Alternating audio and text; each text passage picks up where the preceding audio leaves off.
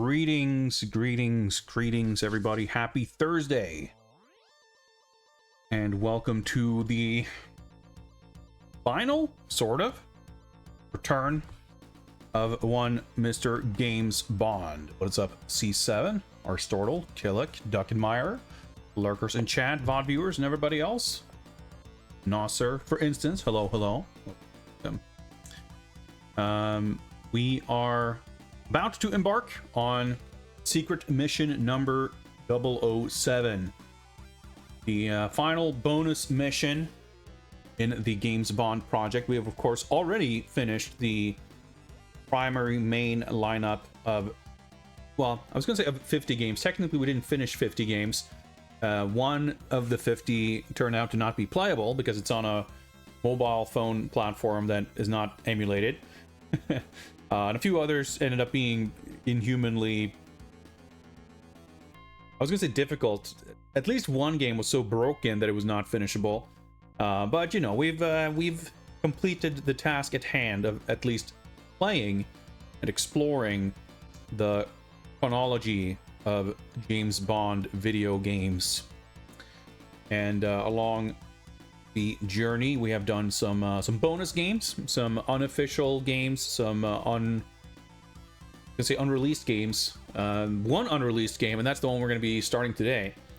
We did the Tiger Electronics GoldenEye handheld. We did some DVD board gaming. We did the what was it called? The Ultimate Dossier, the Windows multimedia CD-ROM thing, which was actually pretty sick. But yeah, given that this game was not officially released, we did not put it on the main list, but it's certainly an interesting curiosity worth exploring.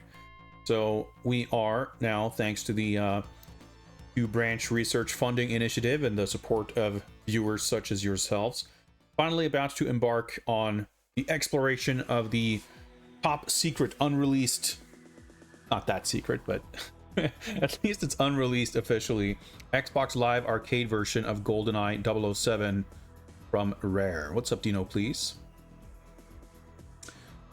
There are, of course, other games that have not been played. There are, I'm sure, a few others, other unofficial computer games. There have been others that I've come across in my research. I want to say that there's one, like, Polish James Bond text adventure. There's, I forget what it's called, like Funhouse or something like that. There's like a text adventure that has, which was like a commercial release in the early 80s, that has like a plot twist at the end where it like reveals that you were playing as James Bond the whole time. There's stuff like that which could have been included in this project in one way or another. And who knows, maybe one day we'll take a look at it, but I'm not gonna lose sleep over not including them. They're hardly essential, and you know, by most people's metrics would not really like qualify. You know, I've had more people ask me to include James Pond and, like, I don't know, probably other things that I can't quite recall at the moment, but like I've had more people ask to include those things than these, like, you know, unofficial Polish computer games or whatever they are. So like I'm not really gonna sweat it. I think we have been reasonably thorough and all encompassing as far as this project goes. And I mean, this GoldenEye version I don't think is necessarily going to be you know, kind of groundbreaking or covering anything we haven't really seen, but it's an interesting novelty. It's a release that is certainly unfortunate that it could not happen properly, but there is you know, a degree of solace to be taken in that a version of it has been preserved and made its way onto the internet, if only for the kind of historical curiosity of it. Yeah, there are other games that have come and gone. There are other mobile games that are no longer live and playable. There was at least one 007 licensed smartphone game. I think there may have been two that have been like discontinued over the past 15 years or whatever. But it's the kind of stuff that I've just felt that it's of interest, but it's not really of enough interest to warrant the amount of hoop jumping you would have to in order to even scrounge up some form of coverage of them in general, I think. Are there any James Bond arcade games? Actually, yeah, that brings up a good point. The other games that I've had people sort of ask about or want to see are things like Sly Spy and Special Project Y, and these like Bond knockoffs. There's Thunder Jaws, of course, from Atari. But no, there are no official James Bond arcade games, which I think largely, I mean, there's a few reasons for that, I think. A big thing is that the Bond property was like in a bit of an awkward place in like as far as aligning with I mean, not that arcade games weren't a big thing. Like, you could have had a James Bond arcade game in like 1981 probably, but through like the late 80s and the early 90s especially is when there were a lot of like legal problems with the property in general, so it makes sense that there would like licensing it out to other media and stuff would have been, if not impossible, at least like very difficult. But even then, I think the property was such that it was probably, you know, it's like the books exist as like their own thing, right? Ian Fleming, I guess, like made a deal with MGM or Eon or Danjak or whatever. Like, see, already there's like a complicated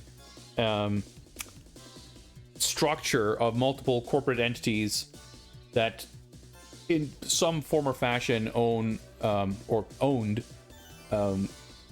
the like perpetual rights to current and future works of Fleming's starring James Bond, like for film, right?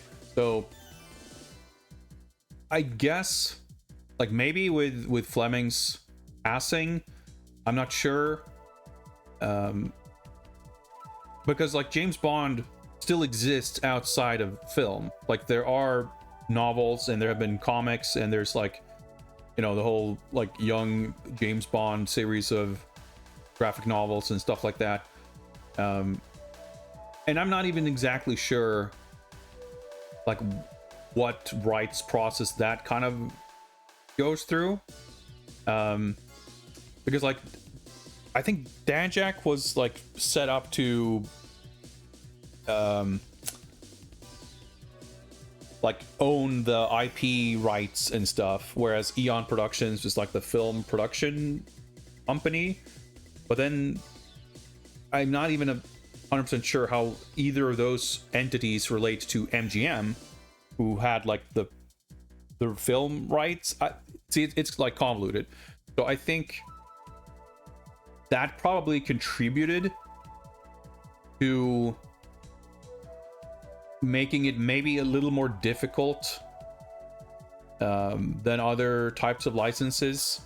But I'm also not sure like if, because like there weren't many Bond games of any kind in the 80s. There was like the home console game in 83 that came out on a few different platforms, and then in the second half of the 80s there was like a bunch of British computer games that I don't know how huge of a deal they were. I don't know how, like, I don't know to what extent any of them were released or at least had much of an impact outside of Europe.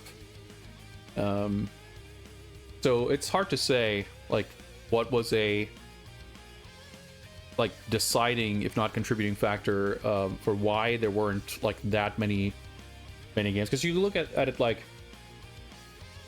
the sort of heyday of licensed stuff for the NES, for example, which I guess would probably very roughly be, let's say, between like 87 and 91, like roughly, sort of.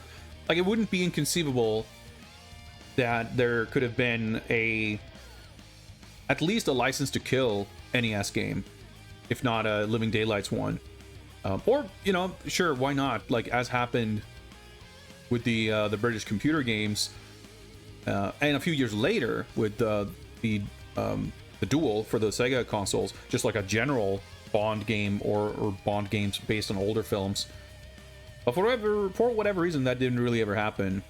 And as far as arcade stuff goes, like, if Bond games, especially, were mostly a thing in Europe, that makes more sense for why it would not have been. We wouldn't have seen much in arcades, because they're like, sure, there were arcade games in Europe, but there weren't really, like, I'm hard pressed to think of almost any developer of arcade games in Europe. So it would, like, almost certainly have had to have been a some kind of sub-license situation. Like, Ocean had the RoboCop license, and they sub-licensed it to Data East to make the arcade games and the NES game and stuff like that. And I suppose with Bond, it was just, you know, either too complicated or too expensive, or like the market support for it wasn't there, or some other reason. Who knows? But we got a good chunk of different and very interesting games out of that era regardless. Not as many as one might have hoped, thought, wanted, I don't know. But all in all, from 1983 to 2012, we still got 50 games out of it to play, in addition to a few of these bonus ones. The ones I can think of, somehow I don't see Galeco or Jetsoft getting a Bond game. Yeah, exactly. I'm not familiar with Jetsoft, and I'm sure there were others. I mean, even Rare made one or two arcade games, right? So it's not like arcade game development did not happen, period, in Europe. But it was certainly not, like, arcade games were not the primary or even, like, secondary really venue for, like, game development in Europe. Like, computers were by far the biggest thing.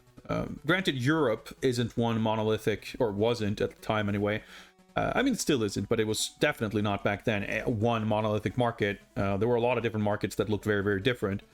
But a lot of different regions of Europe had their own sort of favored computer platforms. But computers were definitely a bigger market in a lot of ways than consoles for a good while. I mean, even today, I would imagine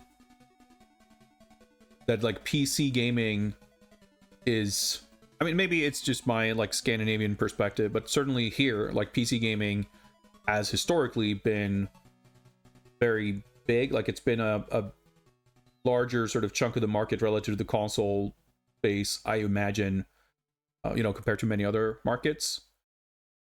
But we're getting super way off into the weeds about completely irrelevant stuff, and that'll keep happening, but we can try to stim it somewhat. Before we get into James Bond today, a few different bits of housekeeping. I guess it's not that many, but we may have many things to talk about soon. Tonight, whatever your time zone is and how that checks out, in I don't know, 12 to 15 hours, whenever it starts, we're gonna have the Winter Keeleys. What's up, Macaw 45? A timely box art review request for once. We'll get to that.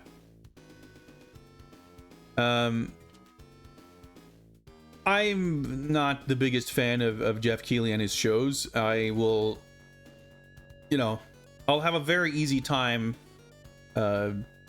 not watching it when it airs, like, at 8 o'clock in the morning. So I don't even need to, like, concern myself with that question. But there will be news coming out of it. Whether any of it will be of interest remains to be seen. I know for a fact that there will be plenty of news coming out of it that is of no interest to me. There are ostensibly awards attached to this awards show, and I definitely do not care about any of those. I do not care about getting myself worked up about discourse surrounding whatever awards are handed out to whom, etc., etc. But, you know, typically there are a few things that show up in some of these shows that are of some kind of interest. And depending on what that is, maybe we'll have reason to talk about it on stream, for instance, tomorrow. I think it depends a little bit on if there's sufficiently exciting stuff. I might just want to go live to chat about it, and maybe watch some trailers and stuff. We've done plenty of these like news catch-up streams over the last few years, but we haven't done one in quite some time, I feel like. I guess maybe we did do one at around what's it called? Gamescom and / or Summer Game Fest. I don't really remember. This year's been a blur, but there might be stuff worth checking out. And as we have done in the past, even though I won't be doing it live on stream, I did, because I've been bored and depressed and I need to fill my days with something, put together a little bingo card. I'm gonna post this link in chat. The link might break because it has like a pound character in it, but it looks like it probably works. Do I have this set up on this scene to actually show this? Does not look like it. Give me a second to browse my my OBS sources here. Doesn't look like it. Whatever. But I can look at it off stream if I can find my browser tab here. And I put some stuff on this, as we usually do, for things I'm expecting to see, some things I'm hoping to see, some things I am not expecting to see but would find it funny, and a few other things. There's been some like rumors, and as always there's some stuff that's been like confirmed to be at the show. I think of the stuff that's been like confirmed, a lot of it like I really don't care about, like the new Housemarque game. I guess that that statue in the desert has been, I guess, not confirmed, but it seems very likely. All signs are pointing toward it being a new Divinity game from Larian, which I don't give a shit about, but I am mildly annoyed because it was suggested by some people that maybe it could be Altered Beast. I didn't really buy into that, but like, for a few reasons, but it's like, that'd be fun. I mean, I'd be a lot more interested in that than Divinity 2 or whatever number they're on. But trying to remember, that's the thing, like I read a thing summarizing all the stuff that's like confirmed, and none of it really interests me. I think actually Invincible Versus, we're gonna like reveal a new character, which I don't really care that much about, but it's like, at least like fighting game news, which is more interesting than most AAA stuff. But speaking of Altered Beast, the Sega reboot stuff, I think, is what I'm like kind of the most eager to get an update on, because it's been 2 years now since they announced 5 games, one of which has been released, which was of course Shinobi Art of Vengeance this summer. The other 4 have not been basically mentioned in the last 2 years. We've heard rumblings of additional like copyrights being registered, but no actual official confirmation or updates on any of them. The other 4 games, for those who do not remember, are Crazy Taxi, Jet Set Radio, Golden Axe, and Streets of Rage. Out of those 4, Golden Axe is by far the one I'm the most intrigued with and want to see more of. but an update on any of them I would be considering good news. Streets of Rage is like the series, of course, out of the 5, including Shinobi, that I'm like the most fond of. But what they showed of the new one looked so underwhelming that I just like do not have a lot of faith that it's going to be a good game that I'm going to like. But I'm also like not intrigued enough. I mean, I'm going to want to see more, of course, but I'm not like excited. I'm intrigued, I'm curious, morbidly curious, one might say, but I'm not excited about it. Golden Axe, I'm a little bit more excited about. But the whole initiative, I think, is exciting because there's so many of these big companies that just do fuck all with their old IP. So it's encouraging and exciting to see Sega actually put some money into doing something with old IP, regardless kind of what form it takes. So that's almost more of a reason why I'm excited for it than anything else.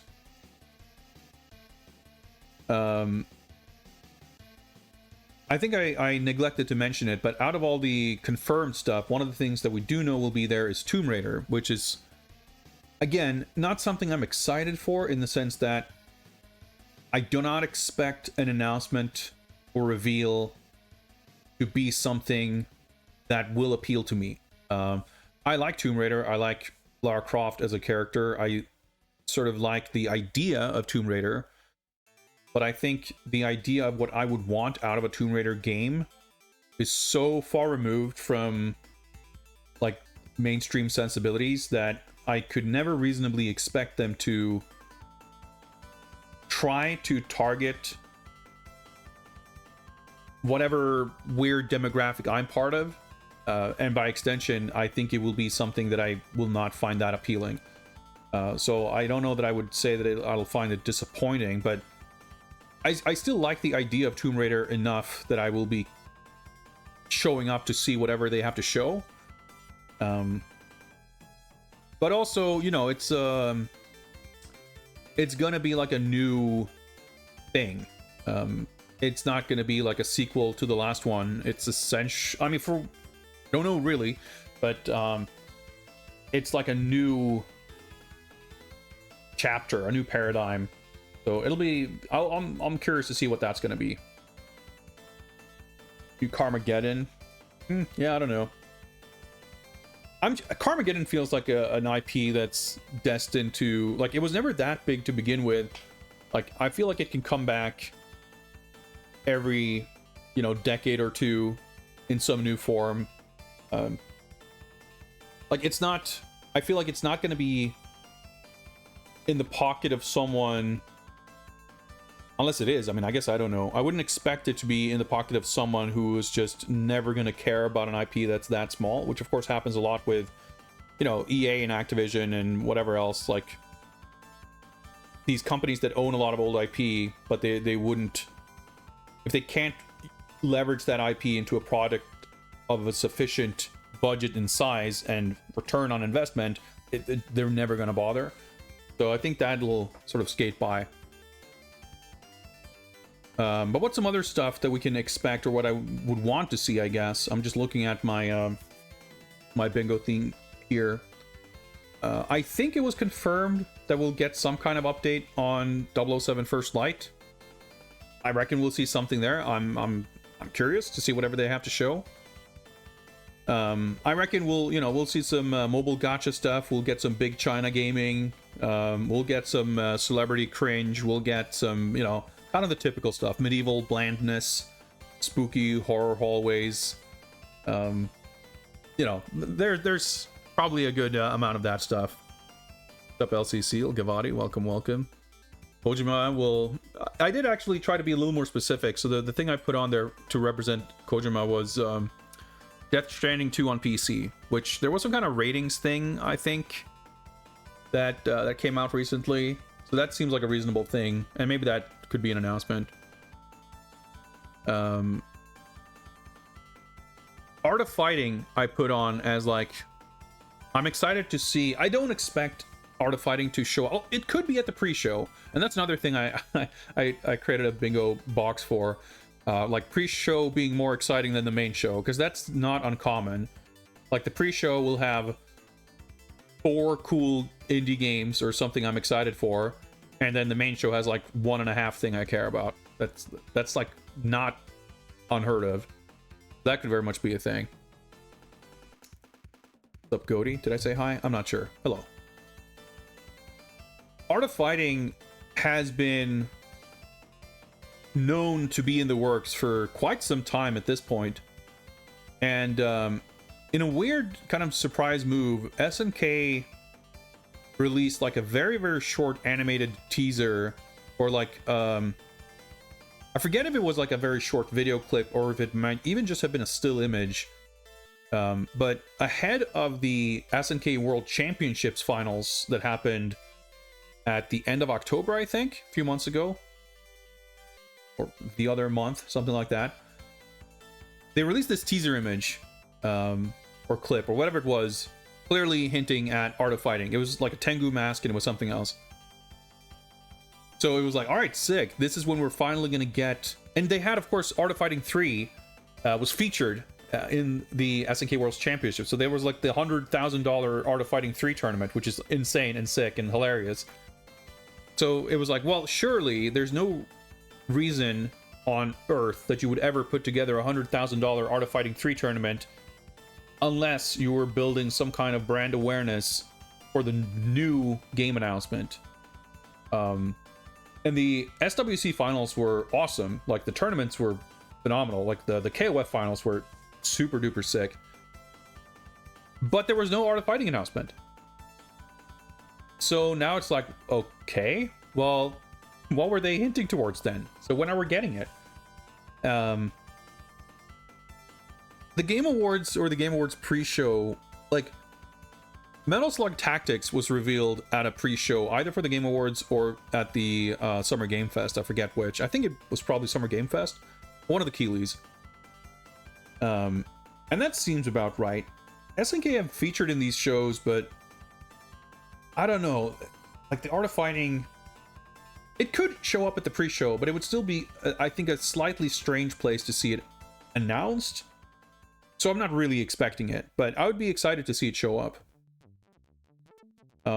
In other fighting game news, or, you know, on the topic of fighting games, Virtua Fighter has had an extremely strange, like, media marketing, I was gonna say blitz. It's like the opposite of a blitz. They've had a marketing crawl. It was revealed, or announced, or whatever you want to call it, at the Game Awards last year. New Virtua Fighter project had this sort of cinematic trailer with like a few seconds of gameplay. Actually, I think even the few seconds of gameplay was not until... That was at like EVO Japan or something. But they had the thing, and then they've released a few videos and like extremely short snippets of stuff. We've barely seen what amounts to like real gameplay. We've only seen Akira, Wolf, and Stella. We have not seen any other characters. And they had like a teaser trailer where we saw like 3 seconds of man wears shirt. That's like the teaser for the next character reveal. And I think that teaser was like 6 months ago. So they've released, like, whenever they did something, it's like, all right, we got the Game Awards, stay tuned for more. And then they had some like Virtua Fighter Direct, where there's like, thank you for tuning in to Virtua Fighter Direct. We have nothing new to show, but stay tuned.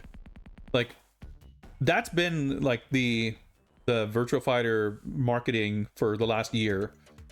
So when they did stuff like released the Wolf trailer, it was like, oh, sick, character reveal, he looks cool, let's see some more. And it's like, well, see you guys in 9 months.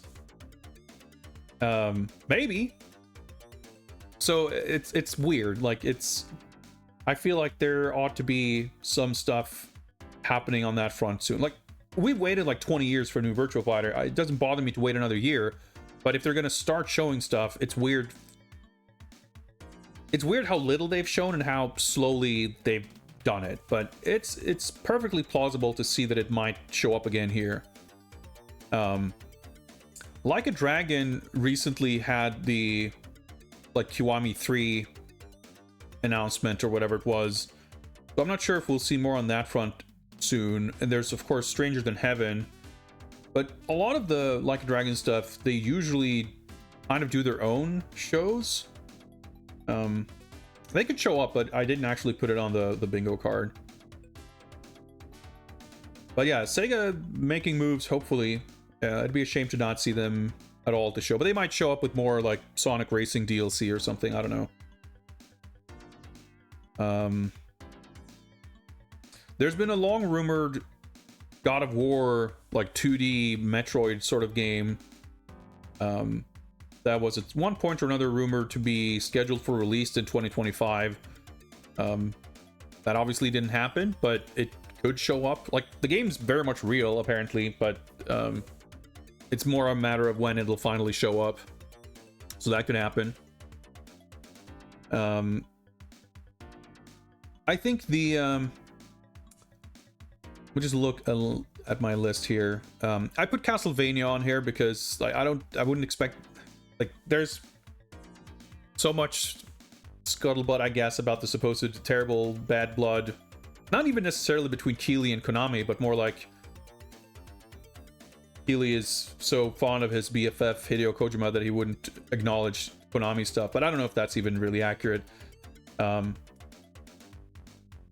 But Castlevania has been conspicuously absent in Konami's recent sort of re-entry into big video game development in the last, 5 to 10 years.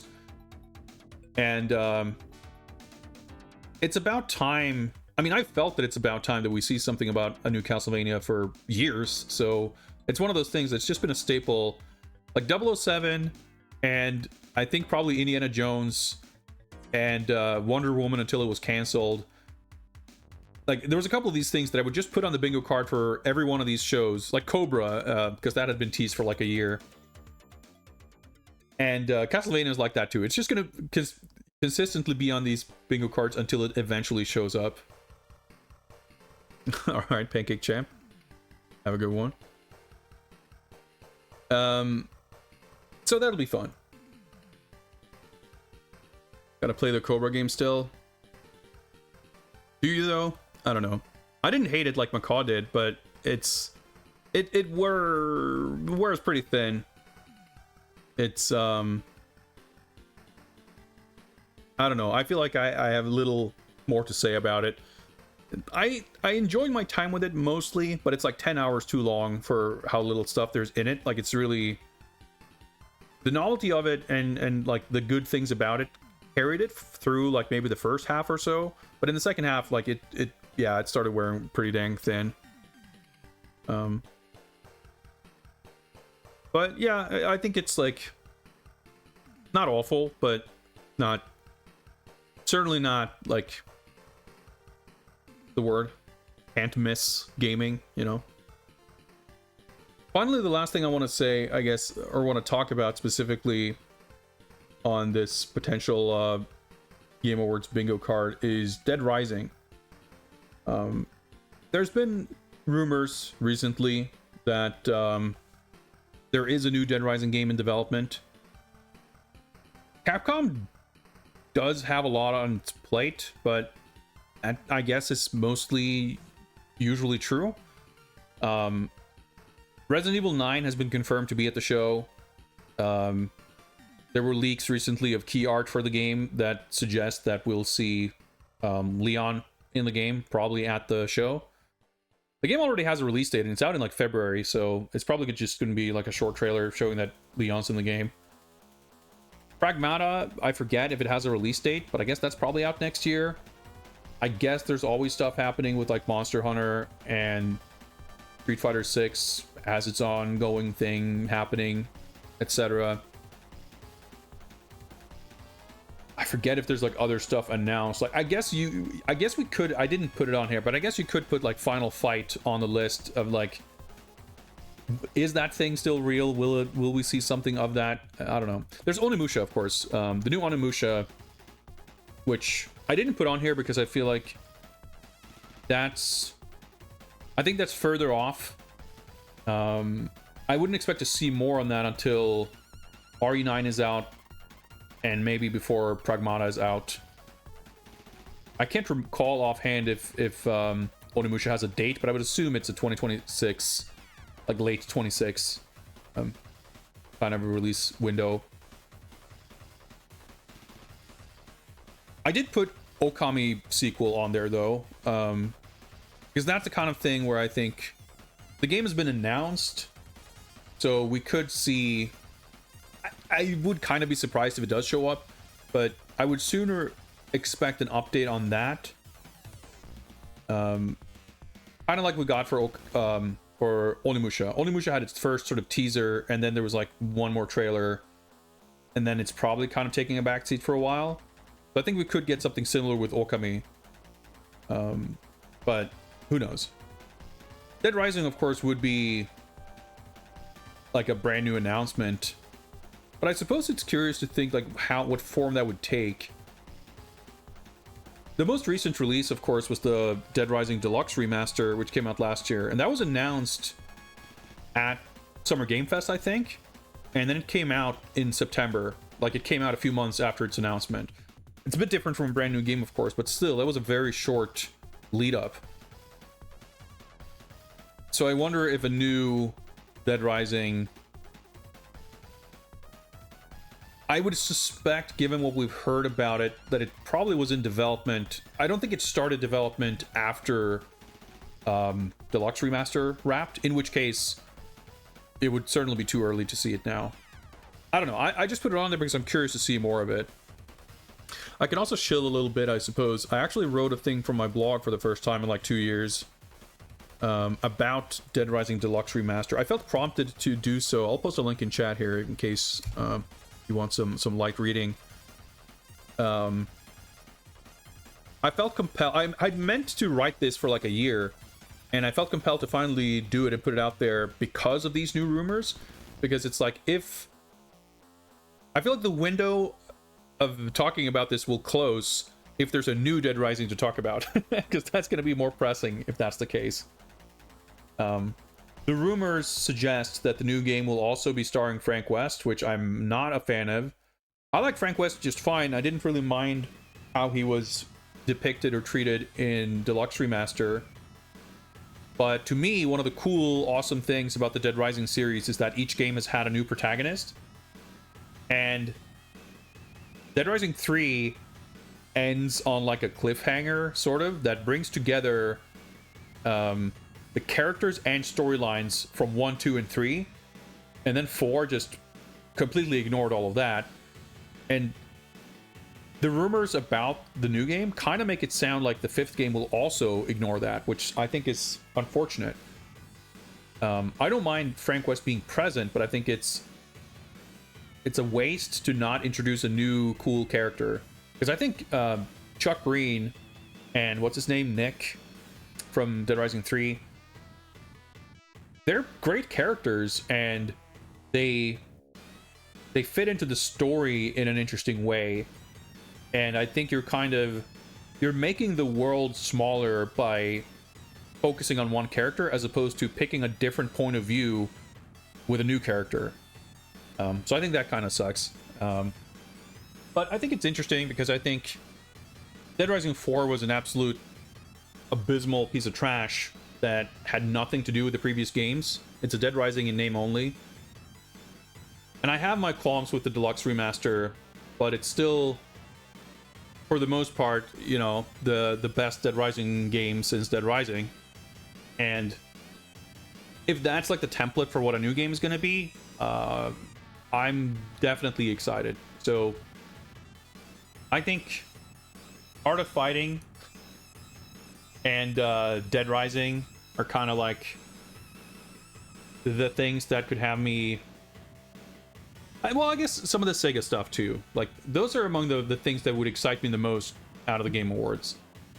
Who knows? The pre-show would be a prime place to drop a new licensed pixel art beat 'em up. So who knows?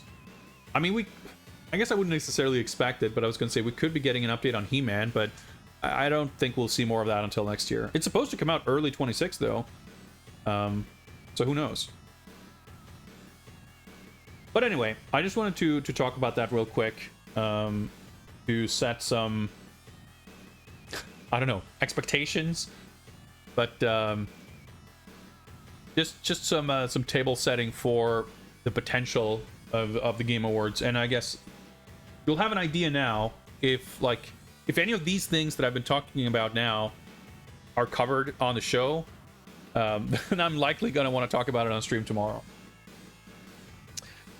But before we get to games bonding, we did have a timely box art review. Let me just get that ready and we'll take a look at that. Say these, yeah.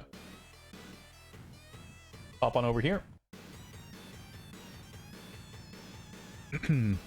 Image there.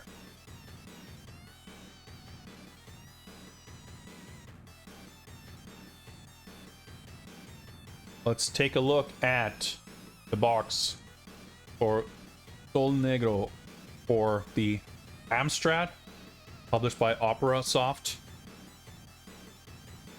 Quality European computer game box art. Speaking of the computer gaming market in Europe, or the games markets in general, I guess, being quite different from region to region. Very good box. Very good box.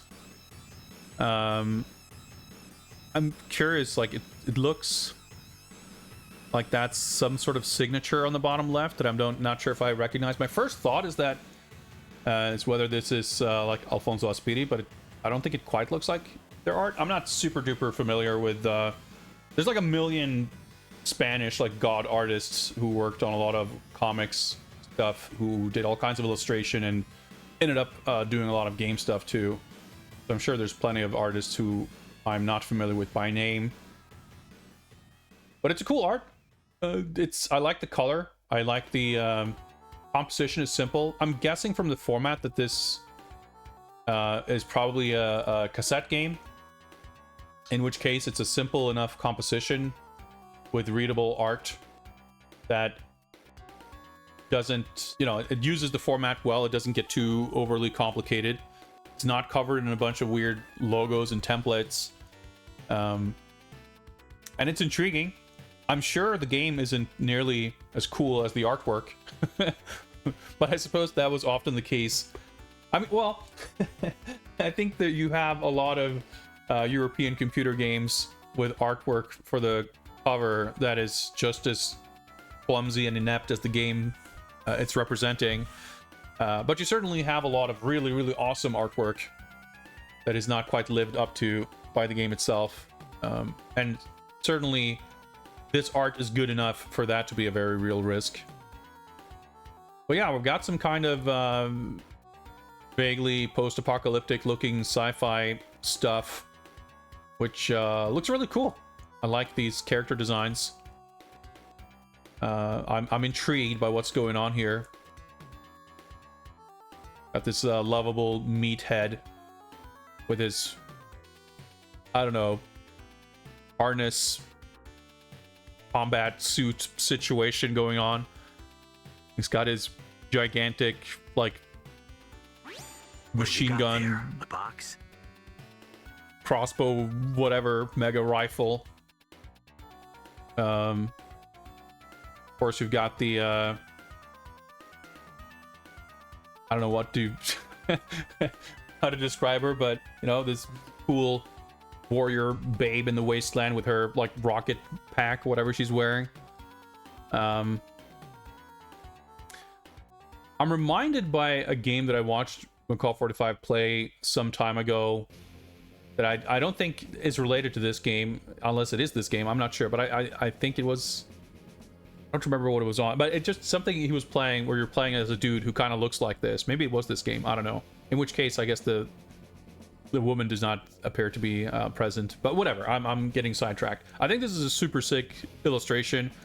This it really feels like a European.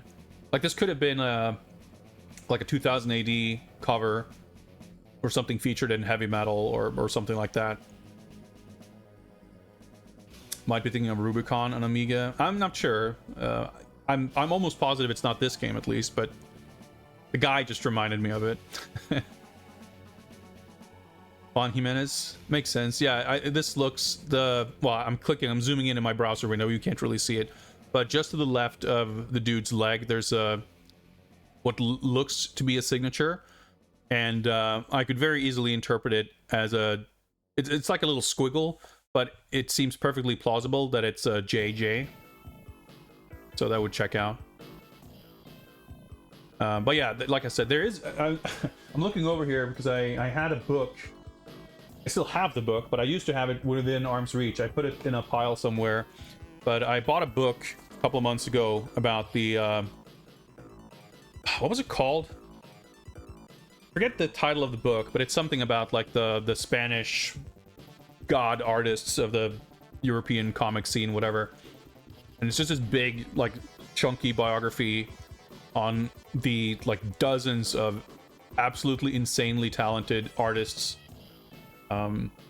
who came out of Spain, and a lot of them did comics for a lot of different markets. Like they were kind of, because there was this big, like, I forget when it was like in the, maybe a little bit later, but like in the 70s, there was a big exodus of like British artists who started working for like Marvel and DC.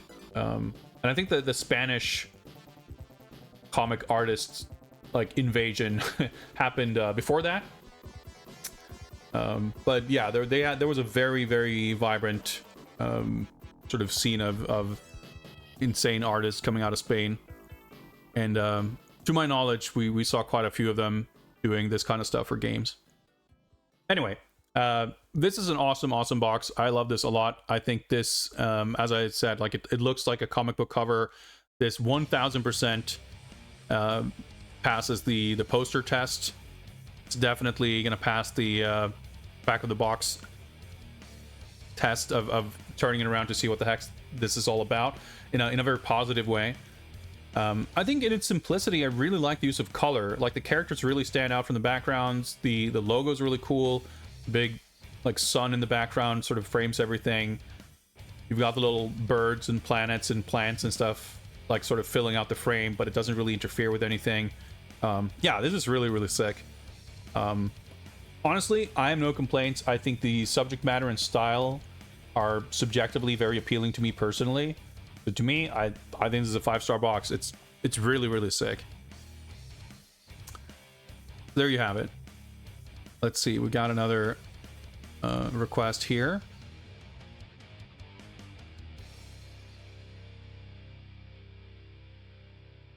So next up, let's take a look at Wario World. A pretty scuffed image here, but that's how it goes. Of course, the Japanese GameCube games did not come in DVD cases. They came in little like plastic cases. Wait, you can grab one.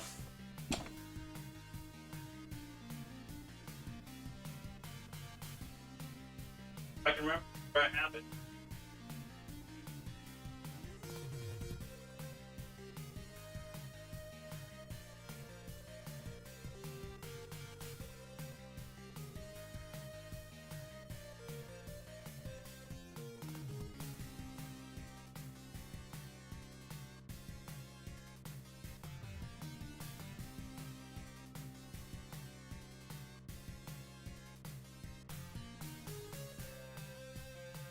There we go. That was about to get awkward.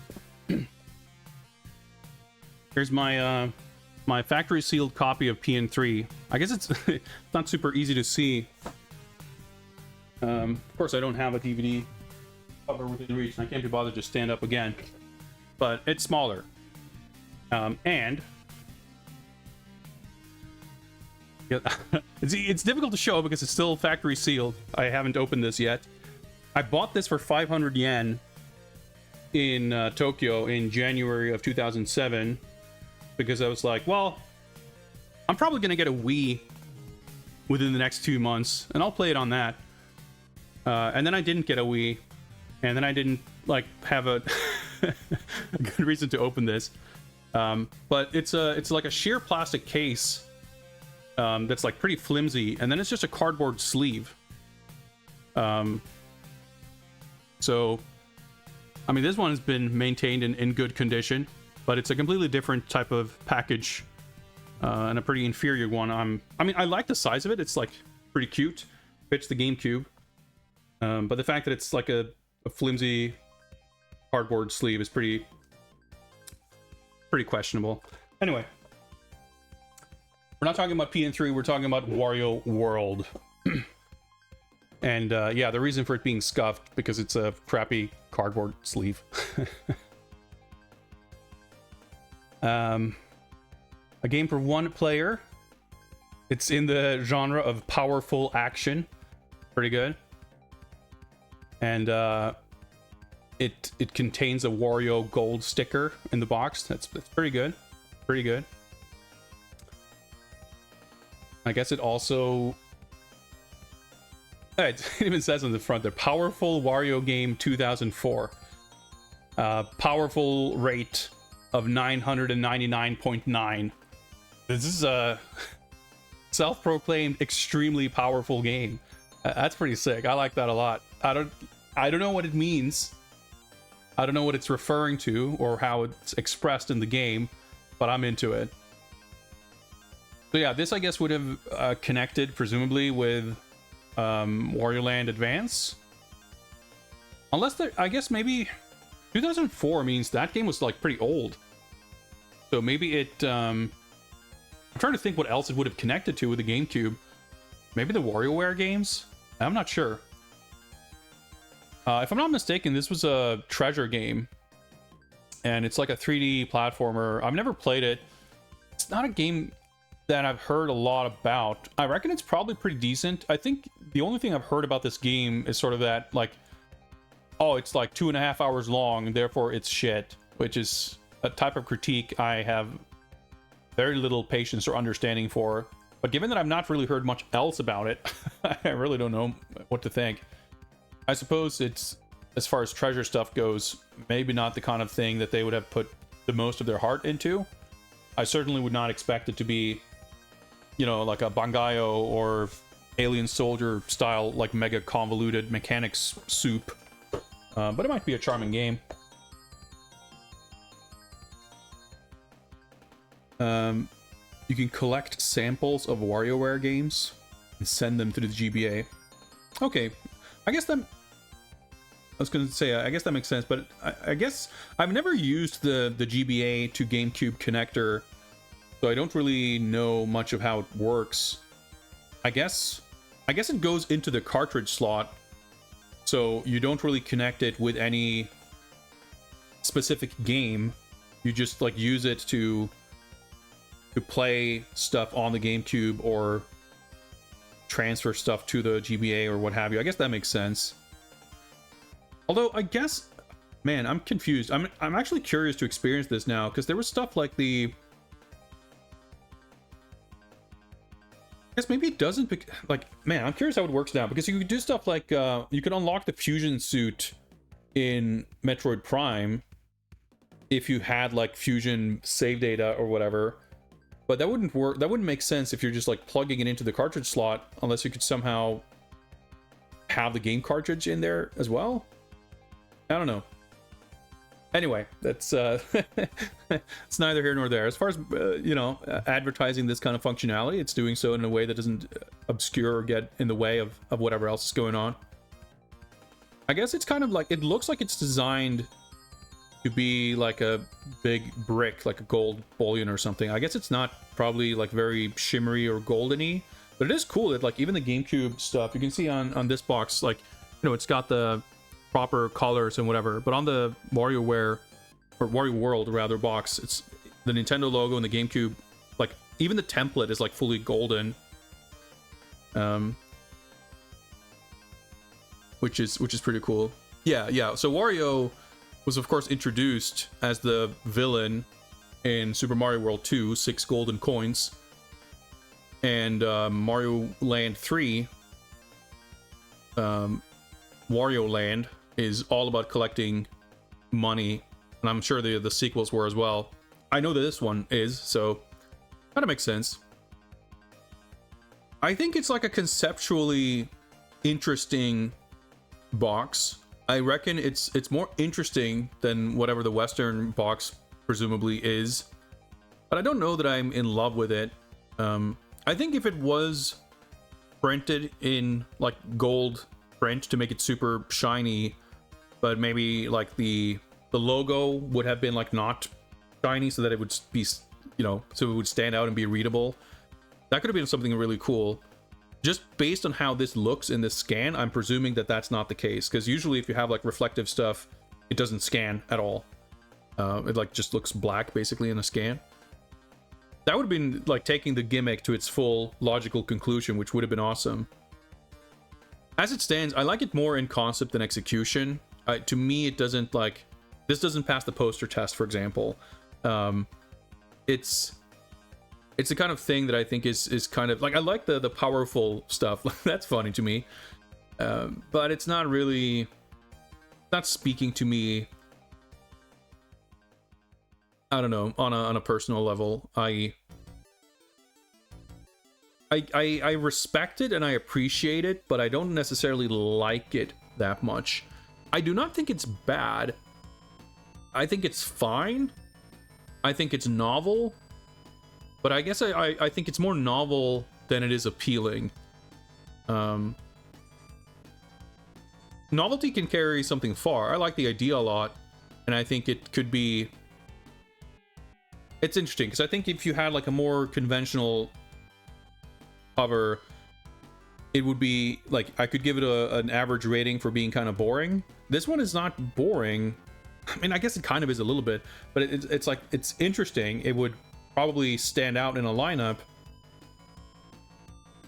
but it still doesn't really move the needle too far for me.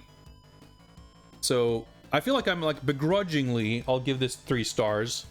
I find it difficult to give it more because I don't really care about it. I can't give it a high rating because part of me thinks it should deserve it if I don't actually like it. I like it fine, but 4 stars seems a little overly generous. It's closer to 4 than 2, that's for sure. But I think at the end of the day, I'm kind of taking it with a shrug, and that's pretty much equal to 3 stars for me. It's fine. I don't mind it. It's not really objectionable, but it's not really, it's not transcending 3 stars to me. So there you go. That's my review for the Japanese Wario World box. Oh yeah, then we're back here. I can give you a slightly better view of the EN3 box. Man, I still really want to play this game, but of course at this point I'd probably sooner set up some kind of emulation solution for playing it. Not least because, well, not, how do I put it? Partially because a weird sicko part of me just want to keep this sealed. I don't really, I mean, I don't have a way to really play it. I have a PAL GameCube, which I could hypothetically probably get it to run on, but then I'd have to get some kind of boot disk thing to boot it up, I guess. I don't know. I started looking into, I'm trying to remember. I started looking into Wii U soft modding stuff. I forget kind of how far I got into it. But even then, I don't think the Wii U can read GameCube discs. I'm not positive. I know that the original Wii ran GameCube games, but then there were later revisions of the Wii removed GameCube support. So I'm actually not really sure. Of course, the Wii U doesn't have what you call it, like GameCube controller ports. So like there would be a series of hoops to jump through no matter what. But I would also say that like this game in particular has an aesthetic that happens to really translate well to being rendered in high resolution. So like I would kind of want to, normally when I play older games, like I typically like to play them as sort of authentically as possible, but I feel like this is a game where the artistic vision and experience is not compromised by rendering it at high resolution. I feel like it only like kind of improves on it. I say that having never actually played it, but this game always seemed like a cool game that would really appeal to me in spite of it not being a super well received game. So I don't know, one day I really want to play it. Yeah, I'm sure the device is capable of like reading the program code to play the games. It's more a matter of can it run GameCube games, and can it load from a GameCube disc are two completely different questions. So it's more the disc issue I was thinking of. And again, like with all the hoops I'd have to jump through to get that to work, probably just easier to play it on Dolphin. Either way, I wouldn't use the disc. So, you know. Anyway, that was fun, but we'll leave that there. And close to an hour and a half into stream, I think it's about time we do some games bonding. Let's get to it. GoldenEye 007 for Xbox Live Arcade is the game that we will be beginning our look at today. We will certainly. We will definitely not finish this game in one sitting. But we'll play a bit of it. Quick introduction. This game was in development at Rare under Microsoft. Planned for release at some point around 2007, 2008. We don't have, of course, an official release date for when this was supposed to be released because this was never officially announced. There were rumors, I reckon, at the time of it being a thing, most likely. But this game never released due to, of course, licensing complications. There was, you know, as I alluded to previously, like the Bond license itself was always, or often I should say, in multiple periods of time, like a pretty like difficult thing to work with. But in this case, it was more, I guess we don't have all the facts, but seemingly it was more about finding an agreement between Microsoft and Nintendo. Of course, Nintendo owns a stake in this game. They published it. Rare owns a stake in it because they made it. So Rare being owned by Microsoft means that Microsoft owns some kind of stake in this game. And of course, MGM / Eon / Danjak, whatever, they of course own a stake in it because they own the license. So this game can never be released.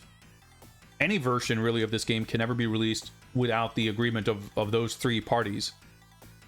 There was eventually a release of GoldenEye on Xbox.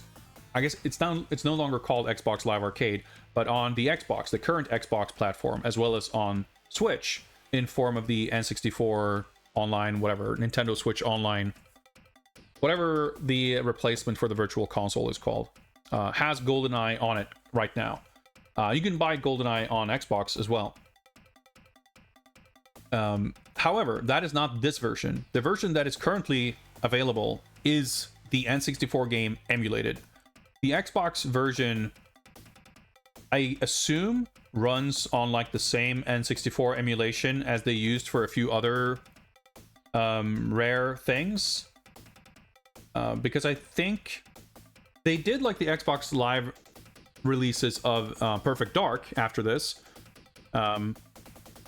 And Banjo-Kazooie, Banjo-Tooie, like basically a bunch of the Rare N64 stuff that Nintendo did not own a stake in, or whatever. Like, I guess they might have done for some of that stuff. It gets complicated as hell.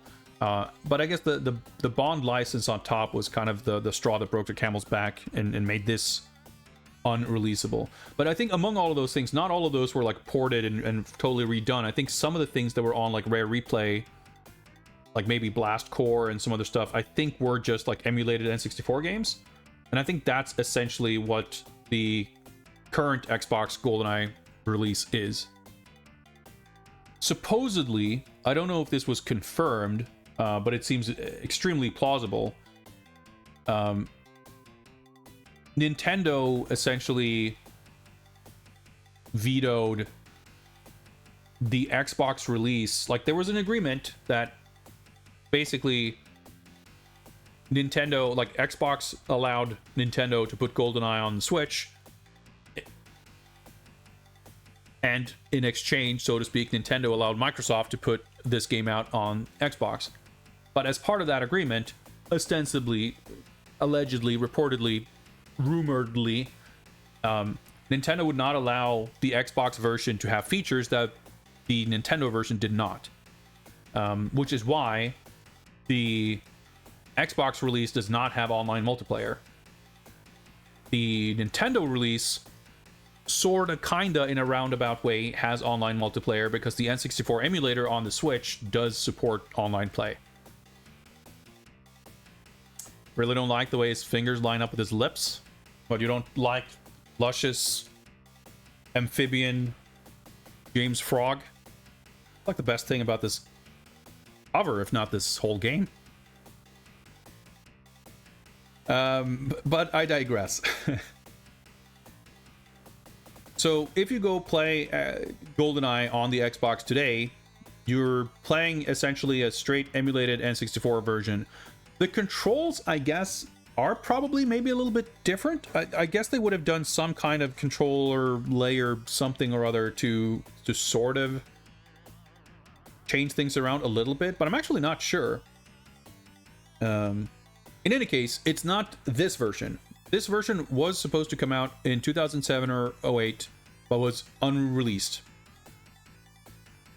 So what happened with this game, like this game, I guess was perhaps rumored to be something that was happening, but the rumors were confirmed when this game very, very, very briefly showed up on PartnerNet in 2007. PartnerNet, if you're not familiar, is kind of like a staging area for Xbox Live Arcade. It's like a private, restricted access version of Xbox Live Arcade that was used by developers and publishers, but also like QA and testing, as well as media. If you had like a 360 dev kit, you could connect to PartnerNet just like you would connect to Xbox Live on a retail console, and PartnerNet would kind of have its own Xbox Live Arcade store where you could download games. So basically, if a publisher had a preview, a demo version of a game, they could use PartnerNet to distribute it to trusted partners without having to ship physical discs or anything like that. So PartnerNet is basically how a lot of Xbox stuff leaked in those years. I guess it would not have been used maybe for like retail game stuff on account of like the Xbox ecosystem didn't really have digital like game on demand releases in the early years. I'm not really sure when that started, but I think that was a little bit later. But I guess that might have happened on PartnerNet as well, but it probably didn't in around this time exactly. In any case, there have been several other games known to have shown up on PartnerNet. And the thing about PartnerNet is that obviously by design it was restricted, and you were not supposed to be able to have any access to it without, like, anyone who would have had access to PartnerNet, on the books, would be someone who had signed an NDA and would be under like contract essentially to not leak anything. But it was also like, if you were able to get your hands on a dev kit or a test unit or some kind of kit that could access PartnerNet, there was no, from my understanding anyway, there was no, it wasn't restricted in the sense of needing a specific account or passwords or credentials. Like, if you have the hardware to access it, you could just access it. So there was a thing of people, like, there was this kind of underground scene of people scouring PartnerNet for, you know, for new game releases. Because, of course, it's not solely the domain of, like, weird unreleased stuff. Everything that eventually did come out, like, would be on PartnerNet first. So if you were doing, like, pirate releases of games, like this, PartnerNet was a prime source to get your hands on games. I'm actually not super knowledgeable about that scene and how any of that works, but for an extremely brief window of time, a build of GoldenEye, the Xbox Live version, popped up on PartnerNet in, I believe, 2007. So at that point, it was like known to be a thing that existed, but it was not distributed. It never found its way like onto the internet publicly until 2021, when someone did. I think there was, prior to that, there had been like video footage of, I think, what was a different build than the one that eventually leaked publicly. But it had been known for a very long time that this was real. It just was not publicly available. But as of a couple of years ago, then a near final build of the game was put on the internet. It's hard to know if this is as like completed as the game ever was, or if there existed more complete builds of it. The version that does exist available to us to enjoy and explore is not fully complete, but it is almost complete, from my understanding anyway. It is fully playable from beginning to end in the single player campaign. It's got some like funny weirdnesses here and there that we'll see a little bit of that as we boot it up, but as far as like the campaign, it's all there. But the multiplayer is not functional, as I understand it. And that might be just like essentially the one part that's missing. So as far as like unreleased games go, it's pretty awesome that this thing has surfaced and is available to check out. And given that it's likely to never be able to get a proper retail release, like even if the rights could be sorted, I feel like this version, I mean, being a 360 app and what, like they would probably rather create a new remake than release this one if the rights were all cleared. So this one is likely to just be forever in this sort of state. And that being the case, I think it's cool that we can have a version that we can enjoy, and that it's so like as playable as it is, from my understanding. I booted it up for a few minutes to make sure that it like functions, but I haven't seen much more of it than that. But that is about to change. Let's get a timer on here and get ready to check out the game. I recommend eagle-eyed viewers to pay attention, because right from the very opening screens, there's going to be some fun stuff. So let's do it.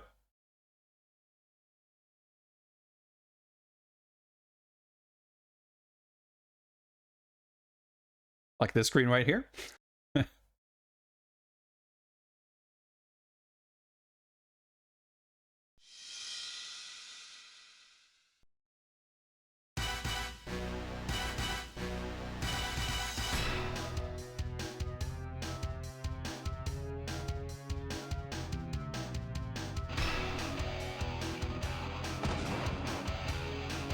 Pierce Brosnan's authentically recreated, gigantically lush head full of hair.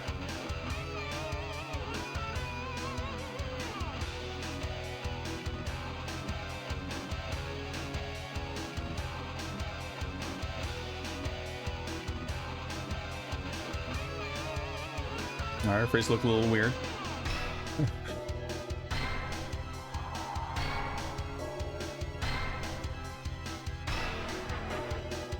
Well, these animations are very funny. Oh, there we go. Like maybe some of that opening could have seen some mild tweaks, but it's there. It's the game. So this does of course have 16:9 support, but not even that. Like you can actually play it in 21:9, which is pretty cool. Because of course the this option was in the original game, if I'm not mistaken. Which I reckon these settings probably are 16:9 and 21:9. Now the it is a little almost weird that this is actually a setting here. This could be one of these things that would have been changed if this saw a final retail release. The Xbox 360 does support a very wide range of resolutions and aspect ratios, but it's very unusual that you would configure it in the game itself, because it would be a system level setting. But of course, not every game would necessarily, like some games I reckon would probably pillar box or letterbox if you're in a different resolution. But come to think of it, despite supporting a lot of different resolutions,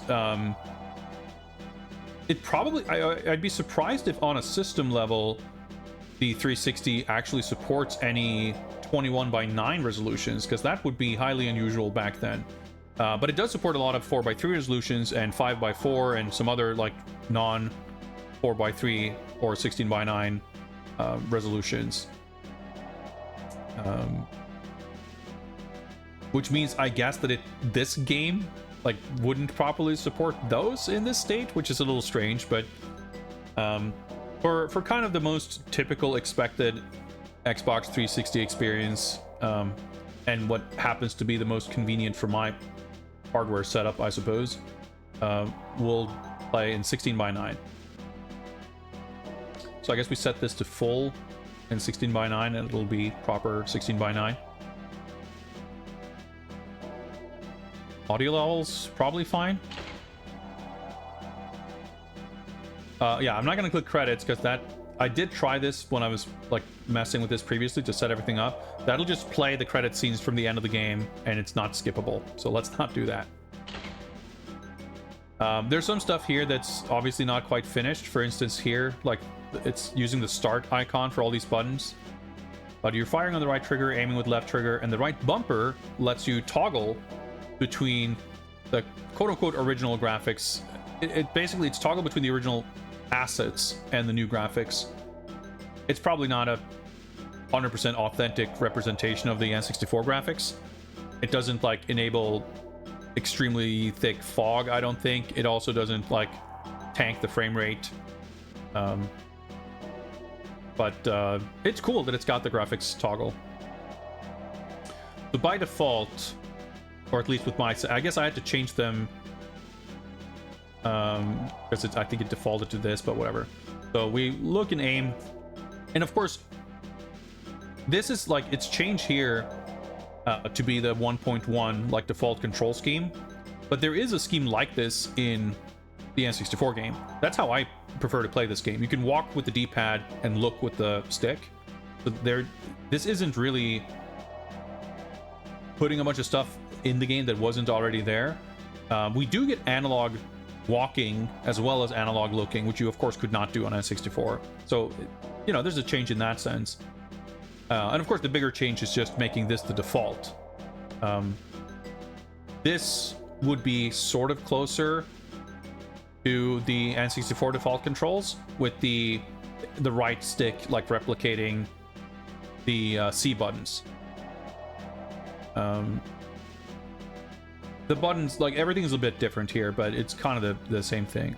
I think maybe, trying to recall, the cycle gadgets, it may be something that didn't exist on the N64, or they were something where you have like hold one button and tap another button, because we got more buttons here than on the N64. Then we have these like completely unhinged, deranged control schemes.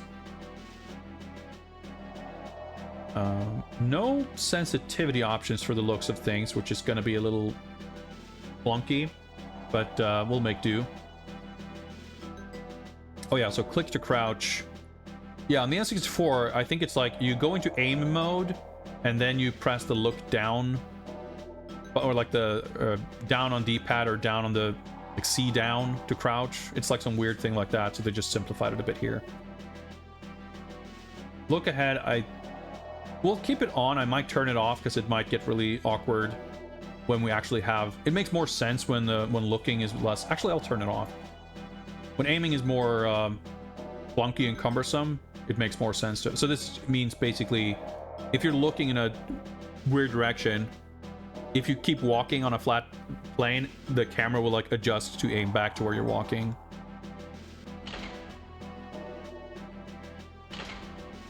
But this, I think, is probably new, maybe? We'll see. Now pay attention, 007. You can play this game in 2 ways. In a single-player mission, your job is to complete all your objectives and reach the exit. Press the back button to view your objective during the game. So I guess that's new. We have a start button to pause, and then the back button to immediately take us to the objectives screen in the pause menu. Note that if you fail at an objective, you cannot complete the mission, but the game will not automatically end. In a multiplayer game, you must score as many points as possible, usually by killing as many other players as you can. Use the control sticks to move and look around. After looking up or down, you can return the view to horizontal by walking a short distance. Yeah, that's the auto. Whatever. Press the right trigger to shoot. Some weapons will fire a single shot. Blah, blah, blah, blah, blah. Press the X button to reload. Open and close the door. Switch, etc. A button.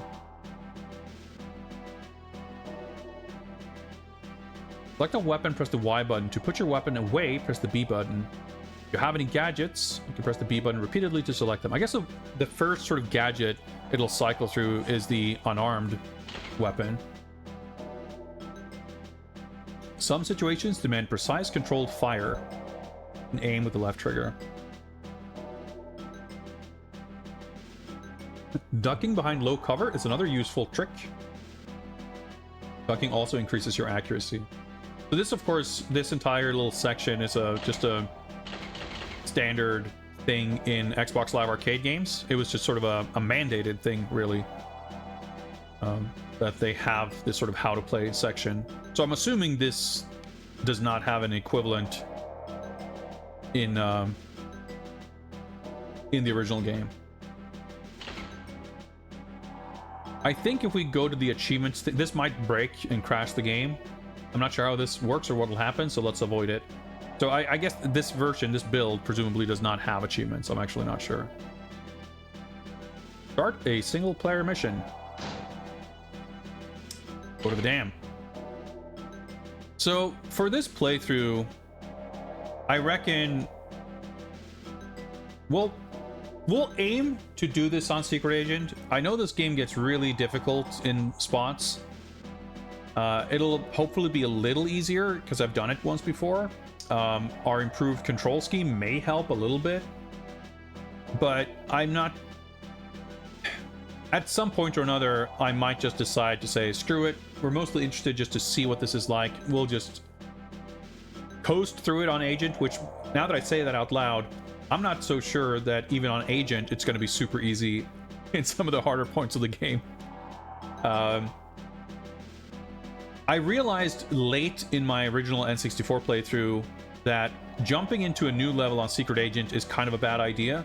For most of the levels, it's much better to learn it on Agent and then like sort of step up, like replay the level to go up in difficulty level.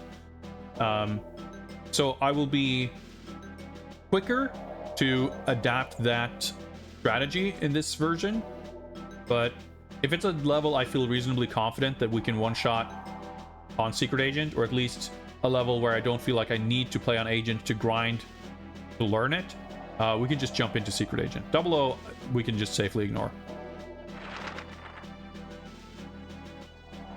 So Secret Agent adds the alarm thing. I think in 00 we need to do a little hacking, but we can safely ignore that. I guess we're essentially playing the game at this point, so let's start the timer. MI6 has confirmed the existence of a secret chemical warfare facility at the Bielomoria Dam, USSR. So this, of course, in the film, it's like 9 years prior to the main plot. Usually made less clear in the video game versions, but they do say USSR. Its heavily guarded location and workings are a cause for major concern. Nerve gas produced there has been turning up in the hands of hostile regimes around the world, and deals with international terrorists have been rumored. This facility should be destroyed with extreme prejudice. M briefing. The area around the dam is well defended against full-scale military attack, but a lone agent stands a much better chance.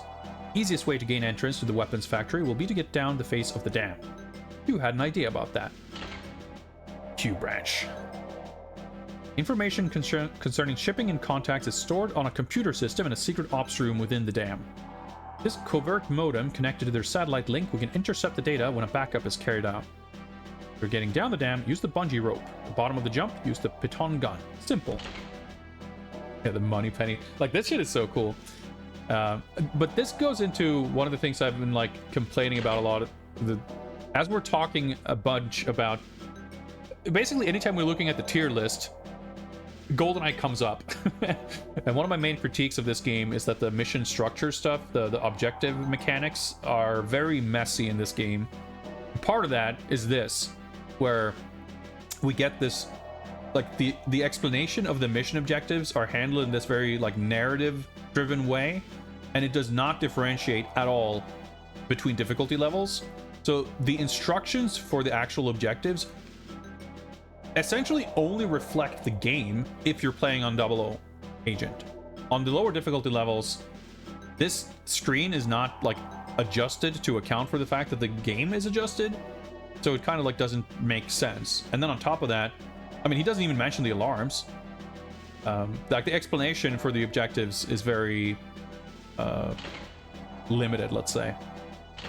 Let's get into it.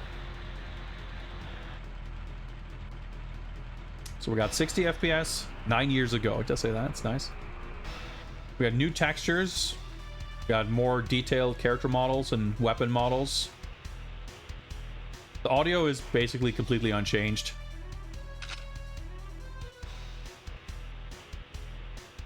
You have like pretty high sensitivity, which is true for the N64 game also. Like, fine aiming, very much possible, but it's kind of difficult. Of course, we do also have very generous auto aiming. You still have the modem in your inventory. I'm pretty sure you do have, like, the game doesn't prevent you from doing the other objectives. They're just not, oh, I switched graphics. That's not what I meant to do.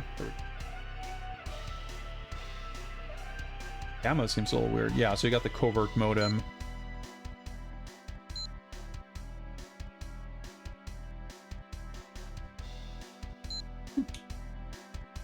Bump this up a little bit.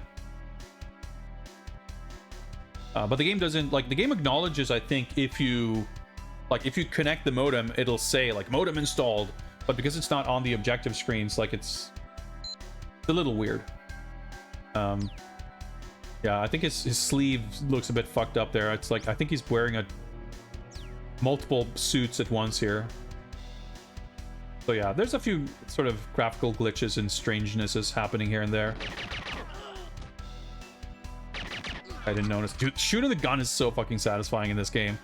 Like, the rapid fire semi-auto pistols and the hit sparks, the sound, very good.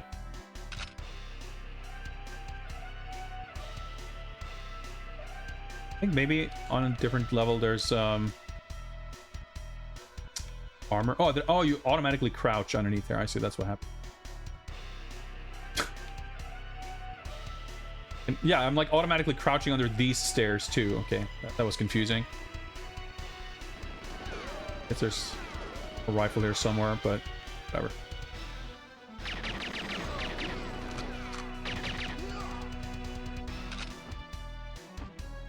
I don't think we have to be super concerned about stealth in this level. Oh yeah, so I can press a button and we can see what this looks like.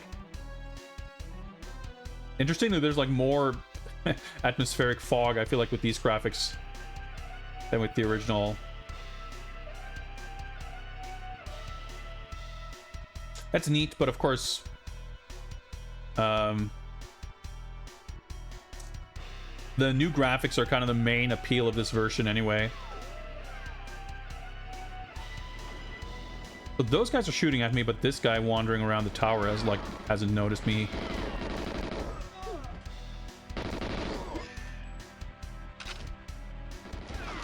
Curious how much of this work, if any, ended up in the rare replay version. Well, I mean, there's no rare replay version of this, but they did put out Perfect Dark, which I'm sure is essentially completely based on the work that went into this. Those explosions. All these little explosive debris flakes flying off from the smoke clouds without the frame rate dropping to like single digits.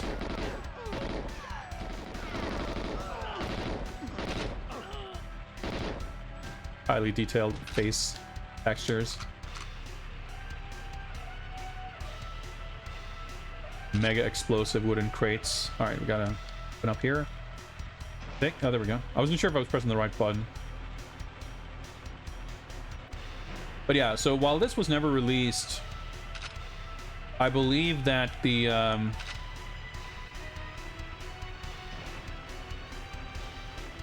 Perfect Dark port came out around 2010. Oh, you mean the new Xbox Live version? As far as I'm aware, 0 of what's in here ended up in that version. Because it's just like N64 emulation.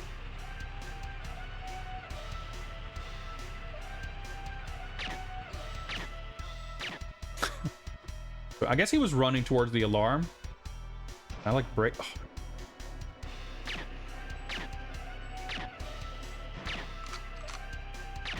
Luckily, he reloads in like 1 second. Does that eventually explode or?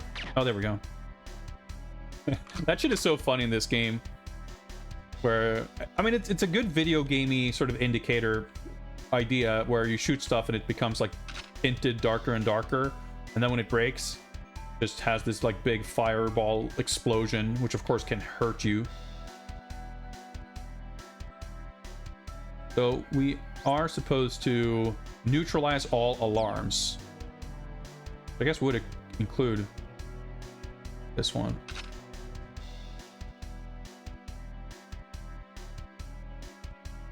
Fuzzy texture. All right, we can open this. So this is where we install the modem, right? This super high-res texture. It's funny how the rest of it is like about the same, but they have these like high-res text.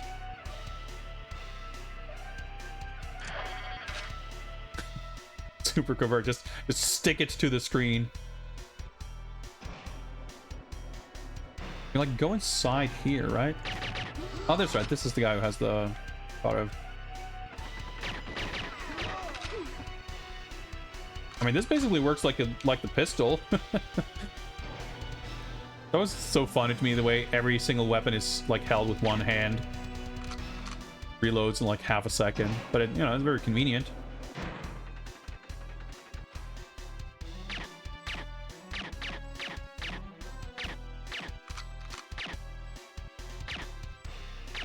His hat. There we go. Yeah, the semi-auto. It's got a bolt on it, but it's bolt in action, I guess. Not sure if I was like shooting the window first or what happened there, but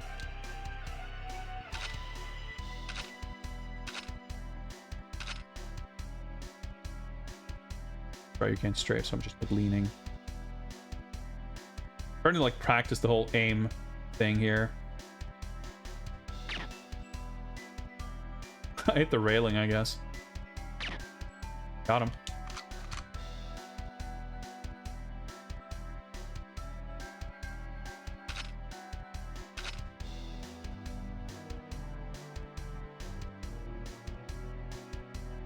So I guess I shot the alarm here because there's this whole like weird little underground tunnel section that goes back.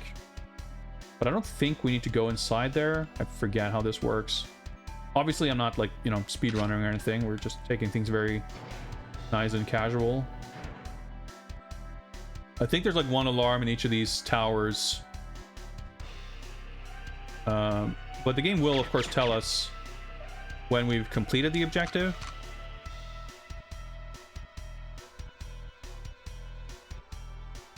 So we'll know if we hit all of them. There's the little bungee platform. Toggling gadgets without having to menu looks so satisfying. Yeah, I guess that's like because they have more buttons, right? They can add a few things. Yeah, you climb. There's like the level design is so strangely elaborate for like how much of it is completely unused or unnecessary, at least. So some of that stuff probably would not be in like there's some amount of emulator hacking in the current release to like map the controls to the Xbox controller, but I'm not sure they would have been able to add features like that, like having new abilities essentially that didn't exist in the original. Oh yeah, it's so funny. It's like you jump down and then the camera like cuts to this. Look at his big poofy hair. Pretty sick though. Although I guess with these graphics, it becomes like increasingly clear that he's not. There's no actual bungee cord. It just dives in. Oh, nice and relaxing. We did it. Target time 240.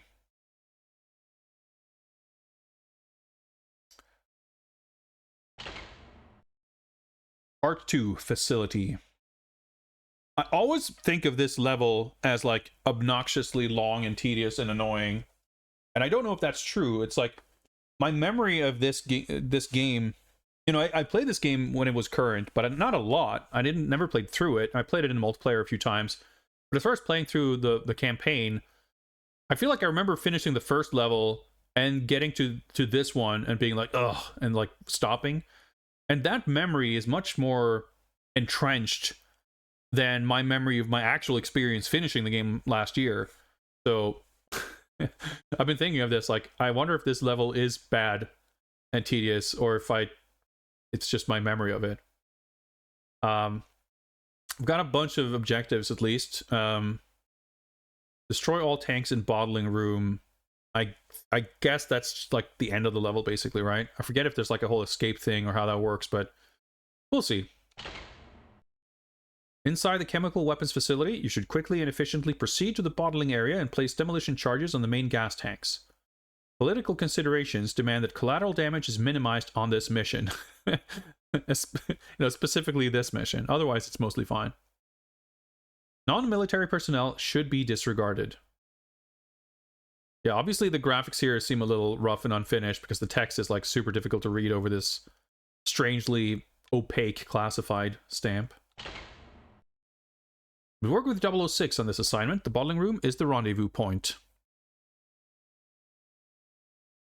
Don't forget to contact our double agent scientist before you leave and warn him to get out. He'll provide you with a decoder for the final security door, which I guess is only in 00. Like, this is what I mean. The game already doesn't explain all of the objectives, and it doesn't explain them super clearly.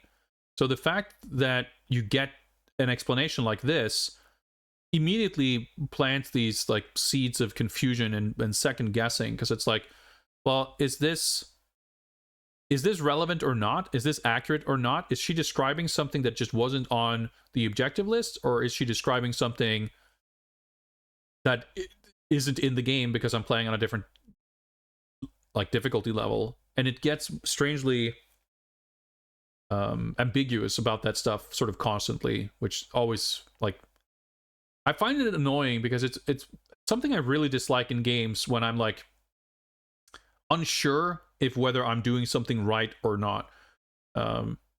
It's just a feeling like second guessing if I'm doing what I should be doing. It's just a feeling that I really don't enjoy. And yeah, that ties into a lot of what I've said about this game many times, which is that I think this game, everyone who really raves about this game, I mean, I'm a little bit facetious when I'm saying this, but it's not entirely a joke to say that people who say that they love this game and say it's the best Bond game, the best licensed game, the best first-person shooter of all time, etc., they either haven't played it in the last 25 years or they have been playing it for the last 25 years. I think there is a lot of I mean, a lot of it is, nostalgia, rose-tinted glasses, etc., etc. And that's not really saying people don't enjoy the game as much as they say they are. I think it's more about the rose-tinted glasses act as a filter where the frustrations of trying to understand the game and in general, like all the things about it that aren't fun and good, those like fade away in your memory. And that's completely fine. I have a lot of games that I really like that have things that drive me crazy about them that I really don't like, but it's not a mathematical equation. A game can be an awesome experience that have a few things that really suck, and that doesn't necessarily drag the whole thing down if you deem the more exciting, entertaining parts more important and more valuable and more like meaningful to the overall experience. But I think it's also a game that's, by its structure, some of the issues with the game do fade away with repeated play. I judge this game as an experience of playing through it from beginning to end, and it's easy to see that part of it is like the trial and error of understanding the mission objectives, which, obviously I got through well enough for finishing the game. But repeated play of like trying to clear the higher difficulties, trying to get, unlock all the cheats and all that stuff. Of course, something like understanding what the mission objectives are is a problem that by its own nature goes away with, if not with time, at least with repeated play. So that kind of goes into what I was saying about, like, if you have continued to play this game a lot, the things that may be an issue for a single playthrough just isn't an issue anymore. You learn a lot of the quirks with the mechanics. Like, I think the stealth in this game is really terrible, but you kind of learn to work around it to the point where it also sort of ends up being a non-issue. And I think that's fair. I don't think that necessarily reflects poorly on the game. I think a lot of games do work that way, and I think game is always like a conversation between you and the game, and a game having, in fact, this is something one of my main sort of thesis in that article about Dead Rising that I posted recently, is that friction is a good thing. And if a game is centrally about, like in the case of Dead Rising, it's about resource management. Like managing your time in that game is like what the game's about. So inconveniences that force you to make a decision on how to spend that time tie into the core of the game in a good way, even if it is annoying or obnoxious. And I think this game has a deceptively like video gamey core to it, where it's different from modern games in that you are expected to fail, and you are expected to grind, and you are expected to like figure it out by trial and error, essentially. And I don't think that's a bad design. I think it makes for a frustrating experience if you are playing the game wanting to see it from beginning to end. But if you are able to dedicate the time and effort to it, to actually get into that grinding sort of mindset and approach to the game, I can easily see how this would be a game that becomes more fun the more you play it. Whereas other games that might give you less incentive to grind, just playing it over and over would likely, you lose the novelty and it becomes less fun. So I think for me, like, I can easily admit that part of why I don't rate this game as highly as others is that I have not really been interested in playing the game in such a way that likely puts the game in its best possible light, so to speak. disregard and minimize casualties was difficult to understand. Yeah, I could see that.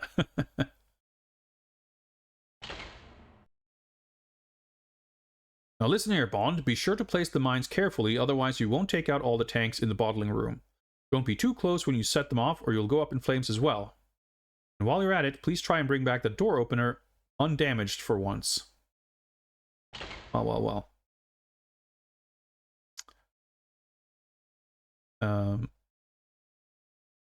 Thinking of something else, but I forgot. Anyway.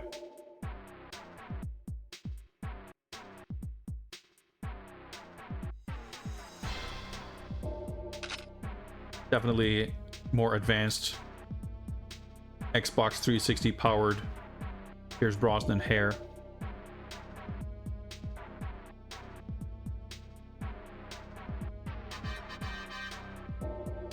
Can you like can just snipe him from here?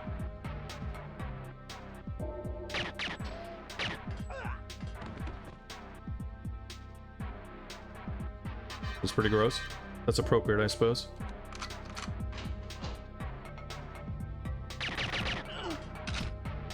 Music's so good. Pick up the ammo, but I reckon we might be incentivized to stay a bit quiet. Yeah, it's a bit of a shame that we don't get to see... we don't necessarily get to see Pierce Brosnan as much in this.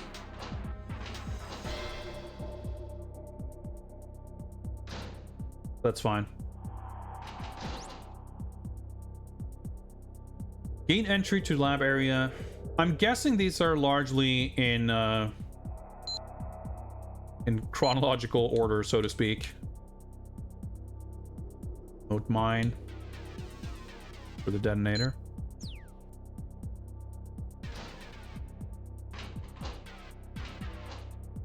I mean, I think a lot of the conceptually and structurally, the way the objectives work are is good. I think where it falters is the specifics of the execution, which is also like totally reasonable given that it was a very novel and new idea at the time. But like the way, I think part of it is still sort of the how much of it is something you have to figure out, and how much of it is like how much of it feels like it should be communicated more clearly versus how much of the challenge is intended to be, you know, sort of how obtuse or opaque some of the descriptions are. Like it's also the kind of the general conceptual thing about James Bond of like having mission objectives or having like a plan, following the plan, but also ending up in situations where the plan falls apart and you have to improvise and that kind of thing, which is not super easy to kind of account for in a rigid sort of structure of game mechanics like this. But I think having the I guess what I'm missing, especially from a modern point of view, is having the option of tweaking like combat difficulty and mission complexity separately, because 00 Agent makes the combat like super obnoxious, and Agent largely makes it like super trivial. But the missions, like the levels as designed, clearly are at their best when you're doing all of the objectives. Like taking objectives out of the levels can make them less annoying, sure, but they kind of by definition make them less interesting. And I think that would be, I mean, this is still essentially a port with new graphics, but if you wanted to kind of remake the game or release like an ultimate version, I think that would be an extremely welcome addition. Like having it be like two separate difficulty options, so to speak. I mean, I would imagine like big GoldenEye fans, like imagine that instead of having 3 difficulty levels, you have 9. Because you could do like each like combat difficulty level for each of the 3 like mission complexity difficulty levels.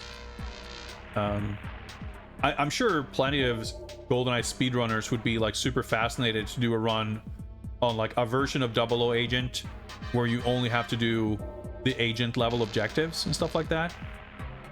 I think that would be cool. All right. Gray facility hallways. Although I guess they're more beige than gray here. Kill my nemesis. Oh, dude. Yep. Body was blocking the other shots.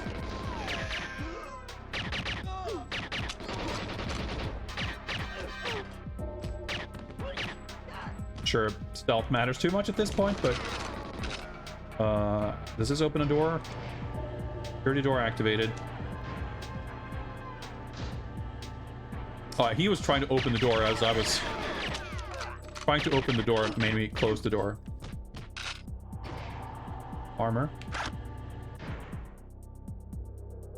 So is that like on a timer? I think that door was on a timer. Of course, the level is going to be like tinier than you would think. But everything looking the same makes me instantly like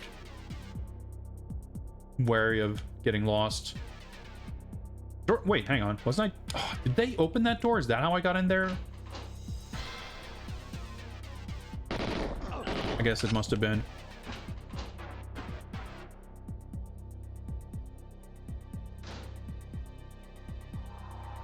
There's a thing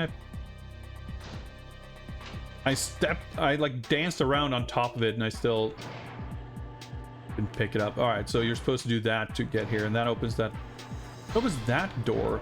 Oh, okay. But if you have a, this also I guess takes some kind of clearance key, which I just picked up from some dead body, I reckon.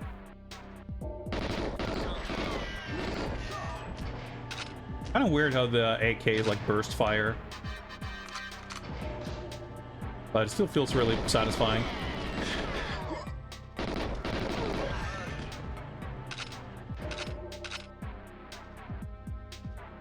So we got some hazmat logos here.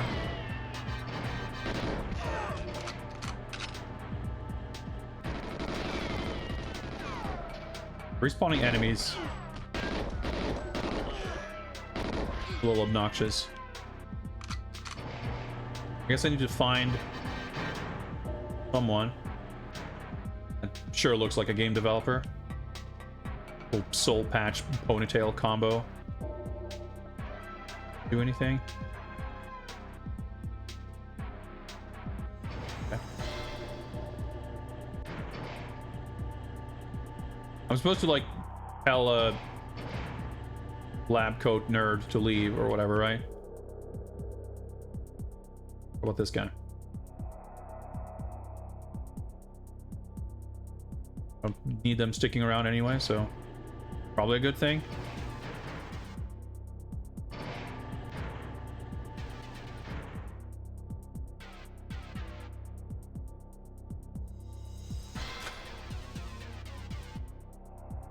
I like that they have these like big fists with like lovingly crafted hot dog fingers. Kind of funny. Okay, I suspect, just from what little I know of how this game typically functions, that it's like there's set spawn positions for all these lab coat dudes, but there's some kind of random chance to determine no bonds past this area to determine which one of them is like the guy you actually have to interact with.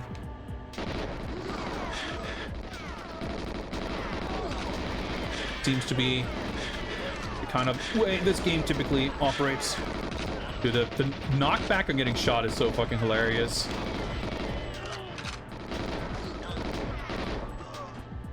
Looks like a button. We'll do something. Oh.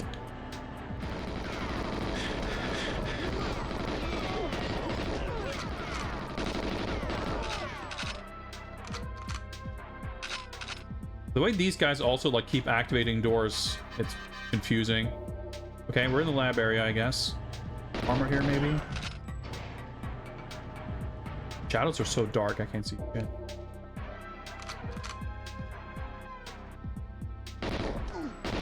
Vaguely recall there being armor in some corners here somewhere. A lot of the levels look very similar, and certainly not gonna remember like one part from another. I guess it's always going to be one of these guys, though.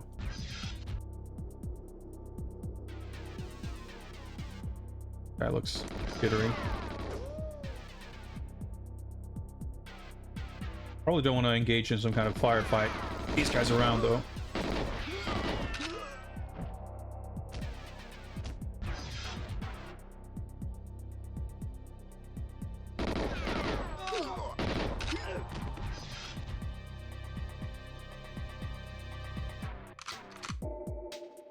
Time for these guys to leave, I guess. All right.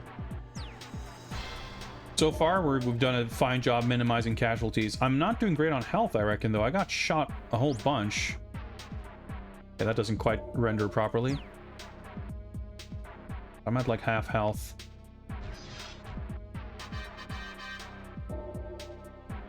What's this side? No dance. I mean, I guess it's accurate. This looks like the bottling room.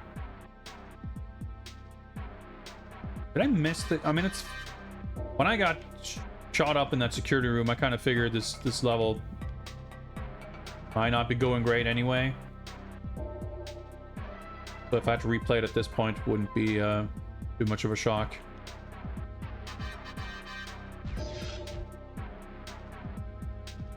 I don't have the card here. Yes. Did I miss something earlier in the level? I guess this level is kind of... I mean, certainly compared to the first one, it's a pretty big jump in, like, complexity slash obnoxiousness. I don't know if one of these guys would have, like, dropped a card. More likely, I guess, I'm supposed to meet the guy and he hands me the card that I need to get inside there or something.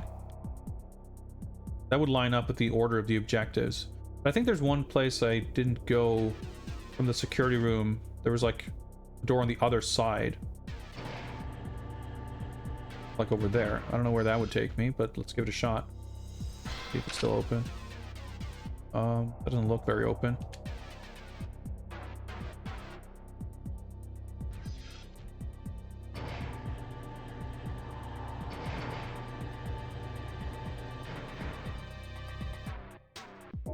I know there's this, but... Oh, I guess this is like some kind of a...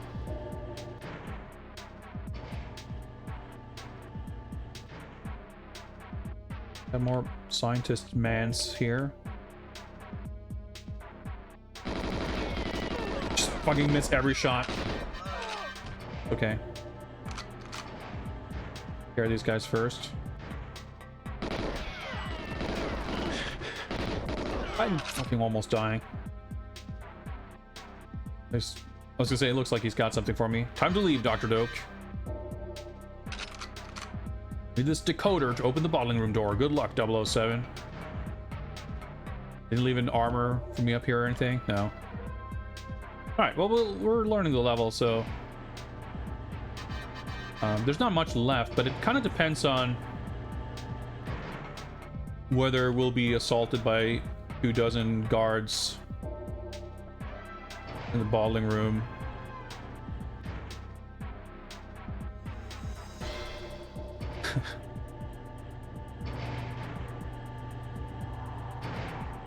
Door animations are so slow as well. Movement is at least snappy and fast and smooth. Because I can't see anything in the darkness, I'm like rubbing up against everything just in case there's armor here somewhere that I missed.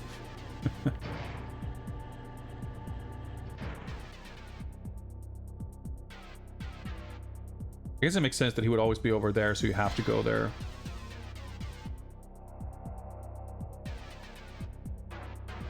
Do I... hang on. Door decoder?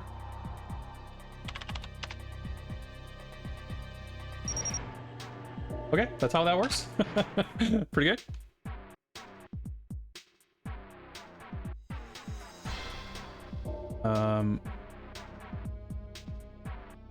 Look like they're gravel or something. Is that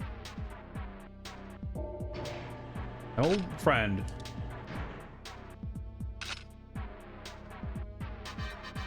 Getting a bit grimy here. Then There we go. So I got 5. So these are the things I gotta explode, right?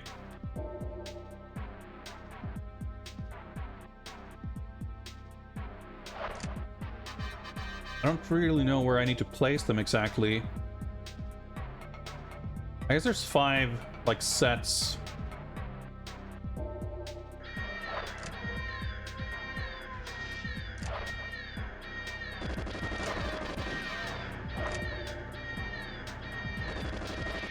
Okay, are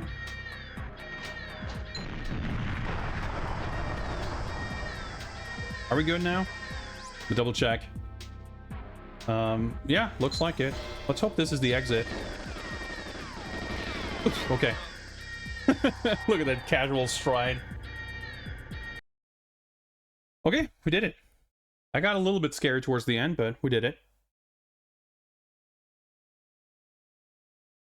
Feels like there should be music playing here. That's fine. 11:53.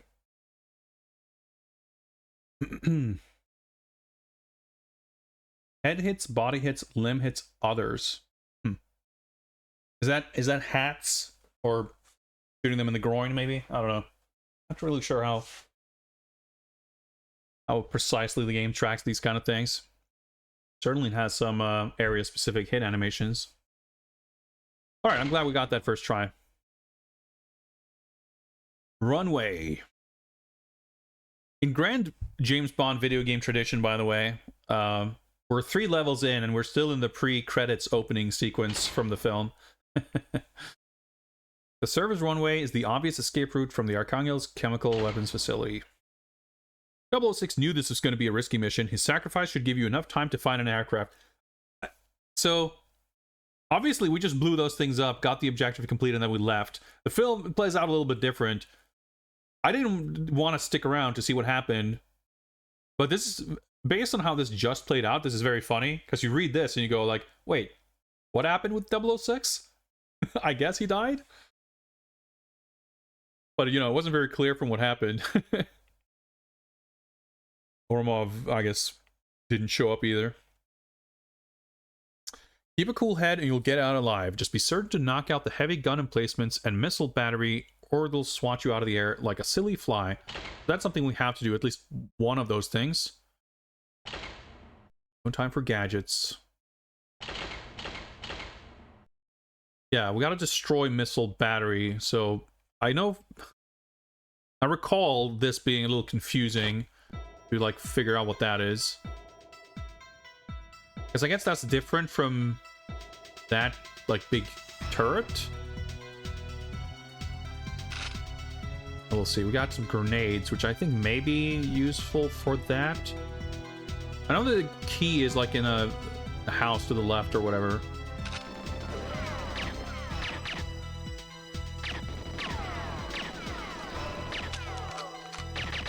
Alright, his aim was even worse than mine.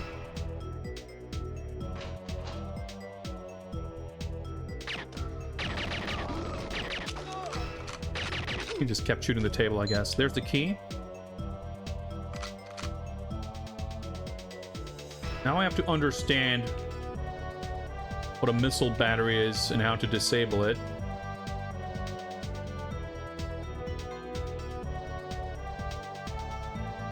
That's a guy?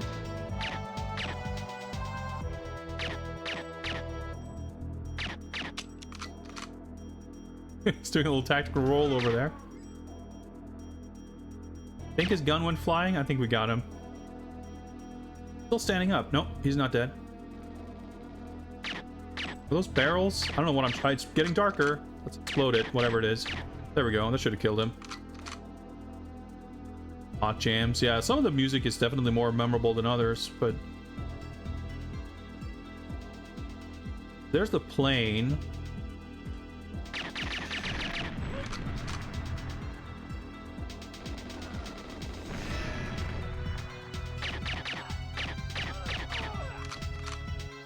I reckon you can maybe explode this by shooting at it. I don't know. Is that a missile thing?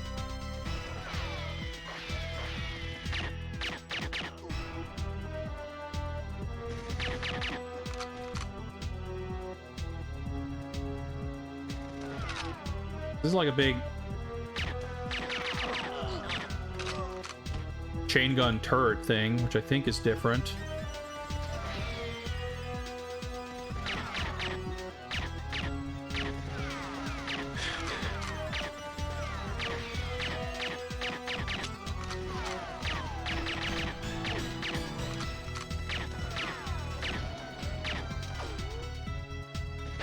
Oh, I got a little boost there at least. Yep, okay, so the turret is... Yeah, that's kind of what I wanted to avoid. That looks like missiles over there. Can I, like, just shoot this thing? It's kind of unlikely. I guess it could work, but alright. I got 12 grenades. How far I can chuck them. Oh, unarmed. Well, okay, now I'm being turreted also. Okay, yep, that doesn't work very well. But I wonder if you can stealth your way there.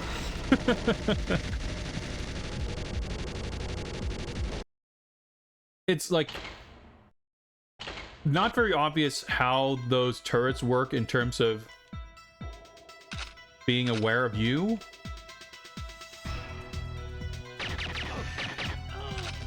Timed mines. How's that gonna help me?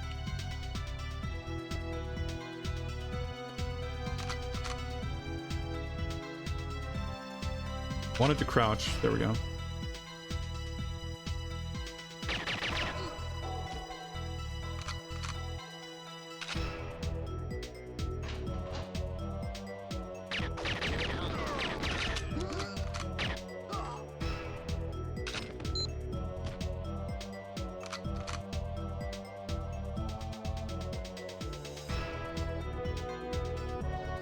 It's better to just run for it to get there more quickly. Was there armor here somewhere?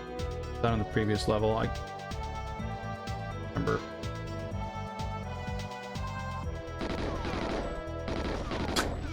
Still didn't notice me, I guess.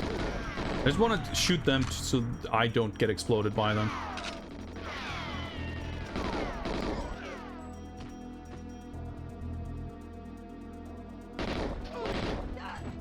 There's some... I can't open this, so... Like, I don't know if the turret's like... Oh, whoops, wrong button. Okay, I'm being turreted.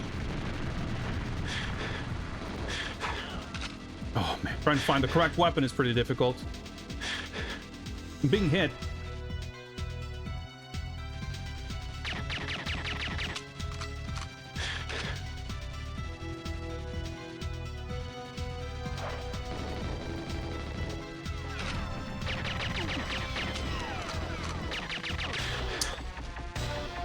I guess you can hide... I don't know. Like... I guess there was... It looks like there's a door, like, on the building that has the missile thing on it somewhere. But I don't think it's... I don't think you can open it. There's, like, a explosive barrel next to it, but I doubt that would be enough to destroy it. It's very annoying. Like, I'm immediately back to that feeling of annoyance and frustration playing this game, that the objectives are unclear and, like, well, I mean, it's clear that I need to destroy it, rather. Like, it's pretty unambiguous. Destroy missile battery. But not only are the tools I'm given a little sort of confusing and ambiguous,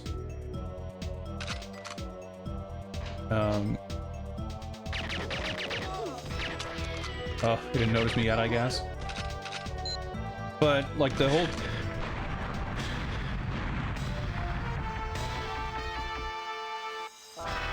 Try to reload my gun. I'm not sure what happened there.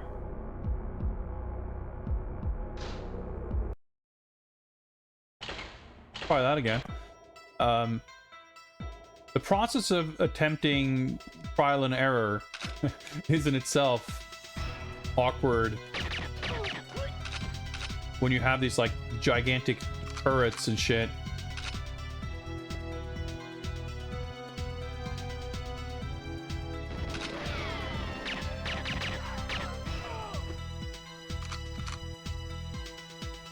What happened to the guy that was... Well, whatever.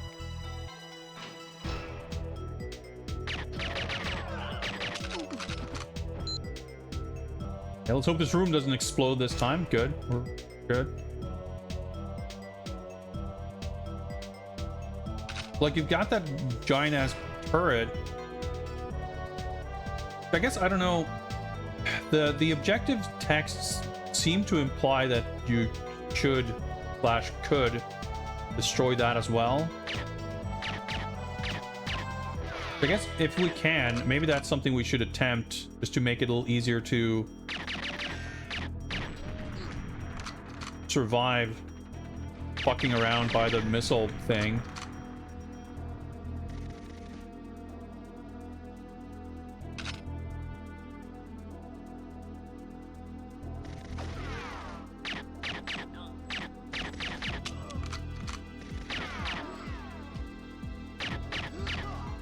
When we died last time, we were chased down by some officer-looking dude with 2 scorpions or whatever.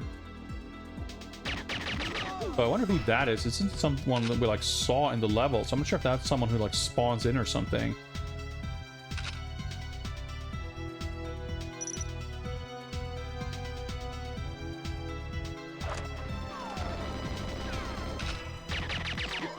Timed mines should just explode, right? I think it just exploded.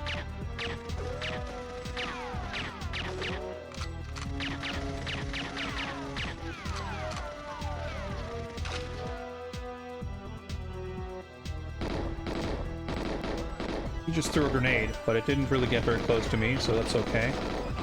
I have 2 pistols.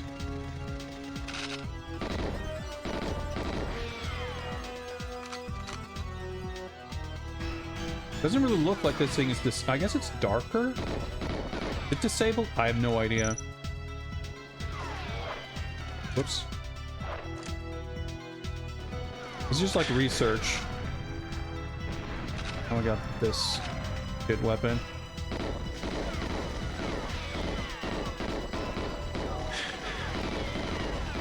Now I'm like gonna die before I'm able to conduct research here.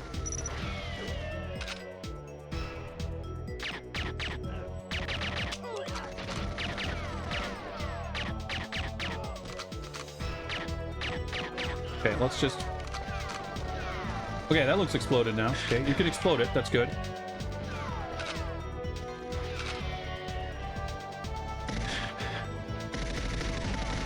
Oh, there's another fucking thing over there.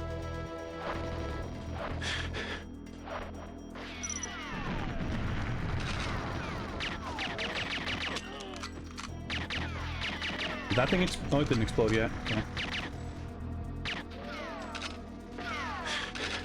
I think I can...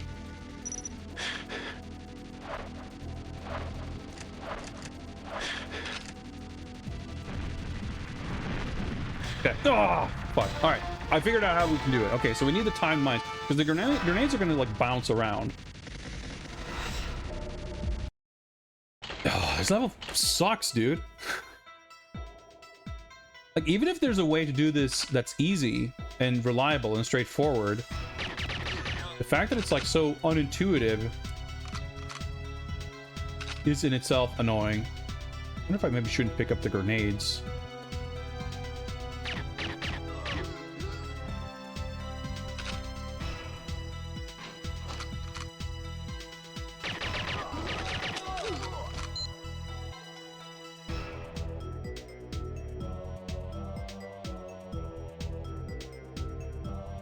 Let's wonder, like, I feel like taking a long time like invites a bunch of enemy spawns.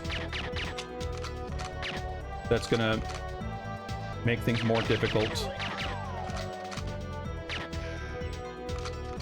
gonna be a liability, but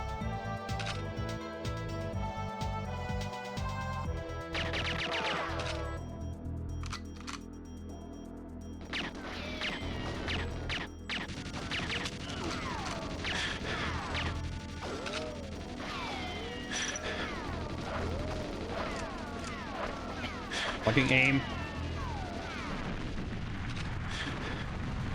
Oh, speed boost me. Objective B completed. Can I? Okay, I maybe had to press a button. All right.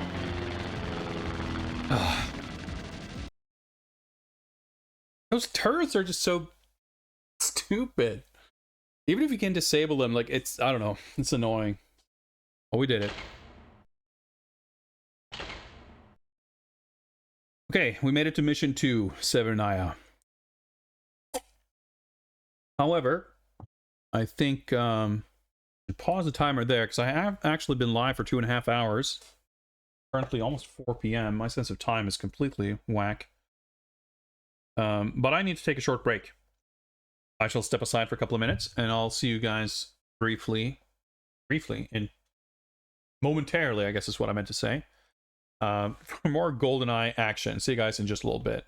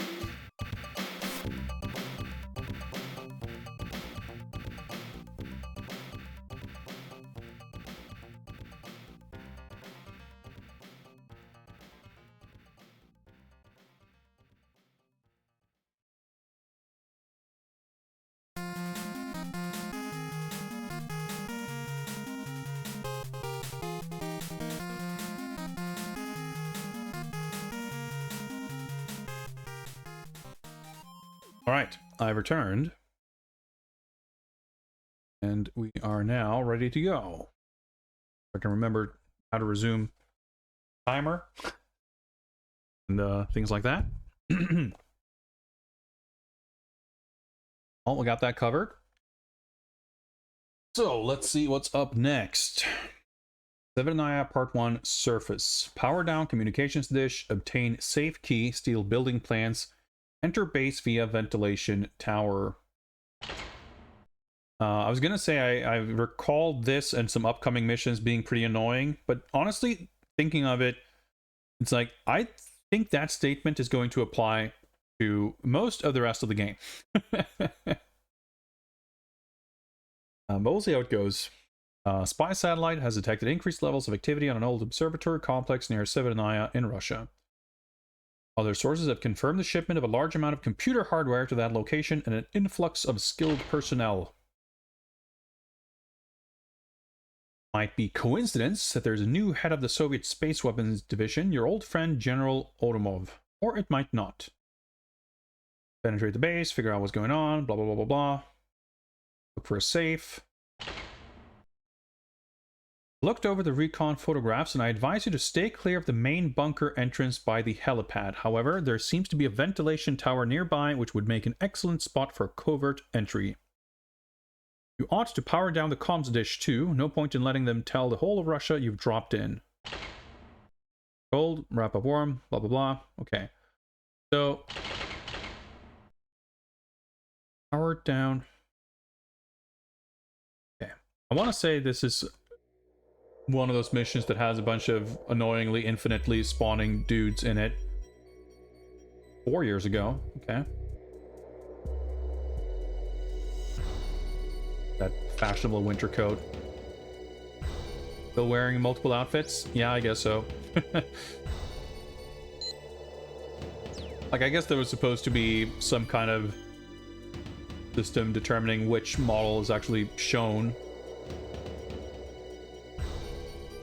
Oh, it's kind of interesting. They added this, like, fence where the tree wall is. They could have some space here. It makes it look a lot more natural and believable for sure. But yeah, so he's wearing like his winter coat and his tuxedo and his fishing gear and whatever else on his sleeve. So I guess there's like a couple of cabins that we can... I vaguely recall being lost and confused in this level. And I think that's going to apply to most levels. There's a little observatory building looking to the left. There's the big satellite dish.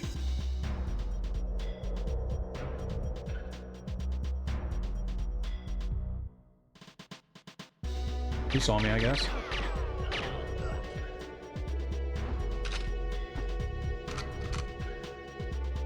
Did I look at the objectives? I feel like I forget them instantly. We get the safe key, and we get the building plans from the safe.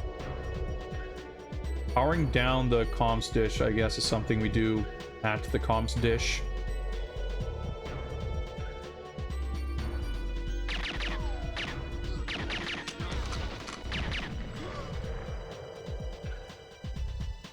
Oh, that's going to affect our ability to stealth. No blaring alarm so far, at least, so I guess that's good. Door's locked. Okay. Peek inside.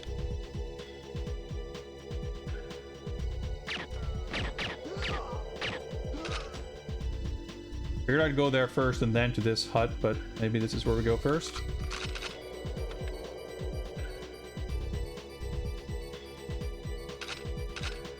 Grenade rounds, so not hand grenades, but grenade launcher ammo. But here, over there. Pretty samey here.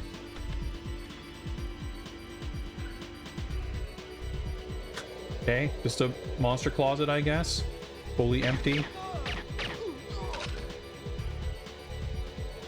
Pretty satisfying to shoot a dude and he throws his gun up in the air and you like grab it out of midair before it lands on the ground. Large key, grenade launcher, some ammo. I guess there's probably more grenade rounds here, but we're fully stocked. What's up, Mendel? Happy Thursday. Large key, that would suggest that we can now maybe enter that previously inaccessible cabin.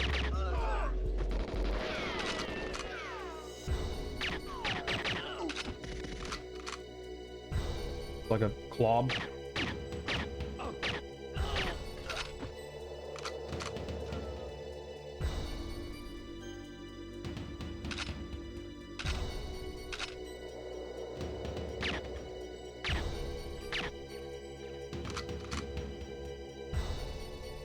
The empty monster closet, I believe.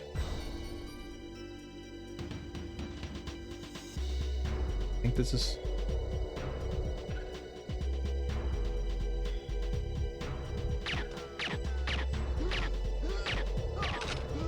Yep, collect some ammo. Seems like he could bust this door down with a bit of force, but... Safe key. Okay, I haven't seen a safe yet, but I guess that might be in this... Wait, is this the...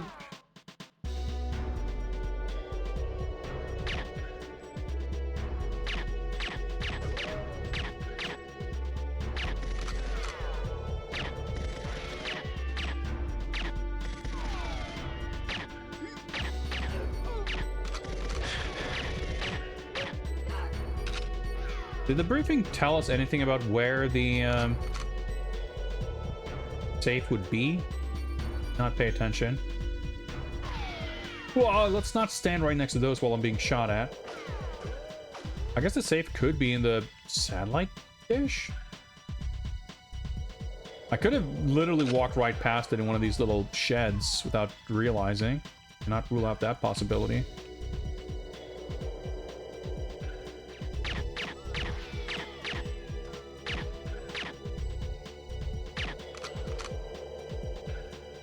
Ah, it's probably over there.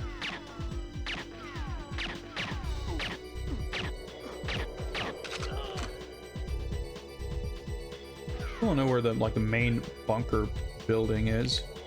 Probably down there, maybe.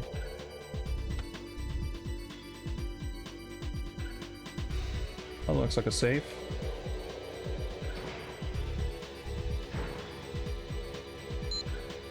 Bunker plants.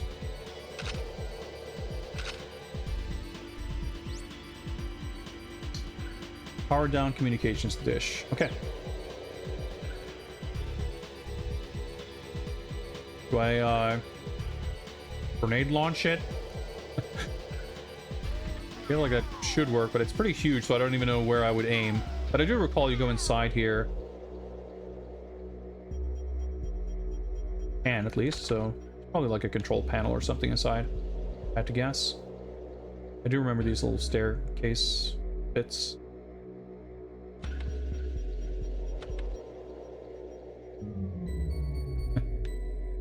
Alright.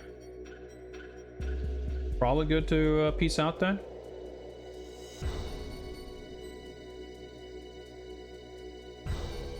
Oh, this is where we're going, but it seems likely enough. Looked like the path kept winding around the corner here.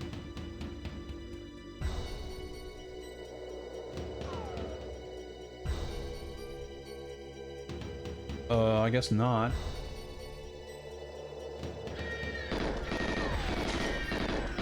Guess I shouldn't have gone here, unless... Wait, we're looking for ventilation. Damn, we can look at some fine toys. Oh, this is gonna get annoying.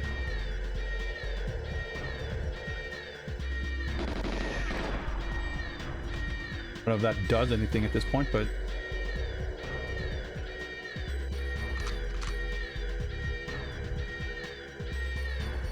I guess it was probably to the right. No more alarm. Alarm and stealth mechanics all highly mysterious in this game.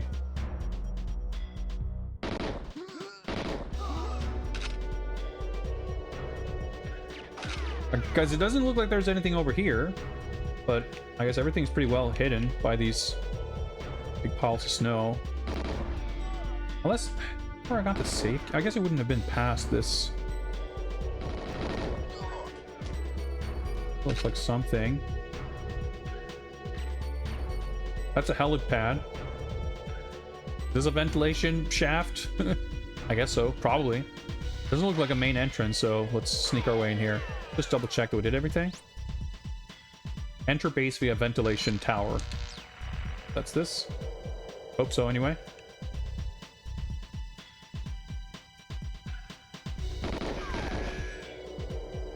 Oh, there's 4 padlocks. Top security here.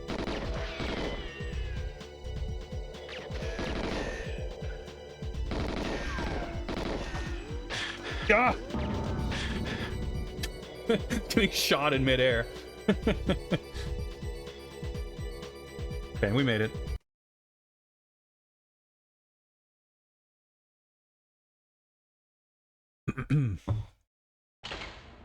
Man, it's so unsatisfying to not have the music here. The menu music is definitely, you know, it's pretty good too. Actually, we can't get it to like start playing by going back here. Bunker. Let's keep trying on Secret Agent, see how it goes. Disrupt all surveillance equipment. Copy GoldenEye key and leave original. Photograph main video screen. I want you to infiltrate this base and find out what the devil's going on there. Satellite photographs reveal that there have been recent underground excavation. By the way, this is a covert operation. You may have to neutralize the security, but try not to be too obvious about it. Alright, so I guess the introduction to proper stealth mechanics is going to be frustrating to deal with. You'll be doing some computer hacking on this mission, 007. I know you'd rather be cracking open a bottle of bubbly than cracking passwords, so I've taken the liberty of putting together a little gadget which will do the hard work for you. To attach the data thief to the mainframe, it should override any computer security measures and download the information we require. So now I just have to identify what a mainframe is.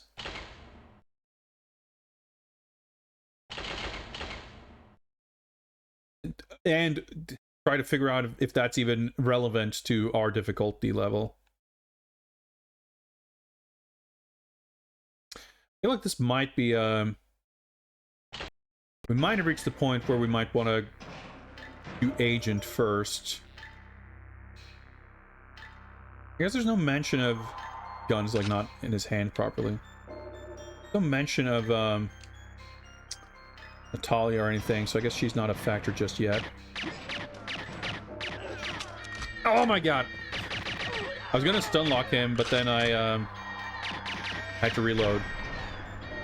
Alright, so that's pretty bad. Ammo. I guess he shot the computers, yeah. Okay, so there's a camera. Yeah, I vaguely recalled something like that here.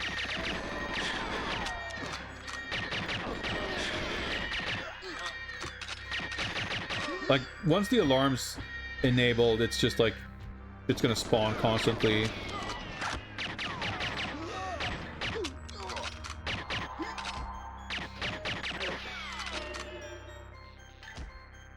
It's definitely worth doing a little bit of exploration. Breakable thing just takes a million hits too.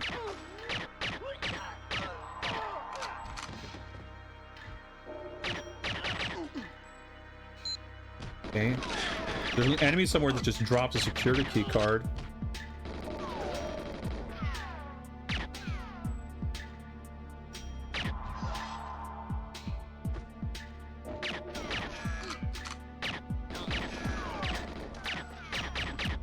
That's just turtleneck henchman. I'm like pretty much out of ammo.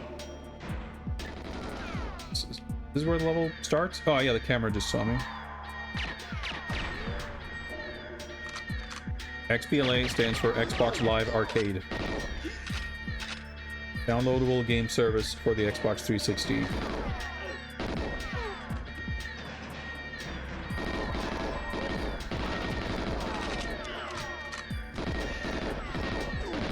Auto aim's doing some weird things there. I'm already pretty like lost as far as the map layout is concerned, but we'll see. I don't expect this attempt to be salvageable, but we'll see how far from salvageable it is. As well as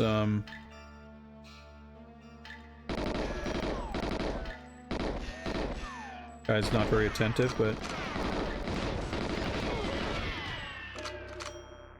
how much like how much data we could collect. Oh, so this is also the starting.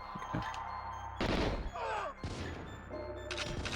Some dude somewhere up on the starting floor had the security card. This is this room.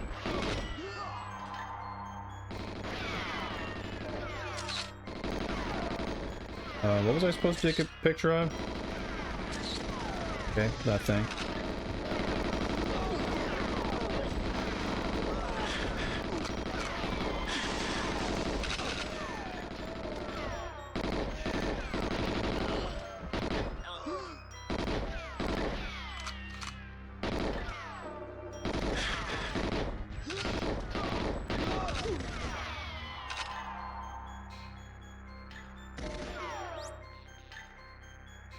Disrupt all surveillance equipment. Is that what I used my key analyzer data thief? So vague.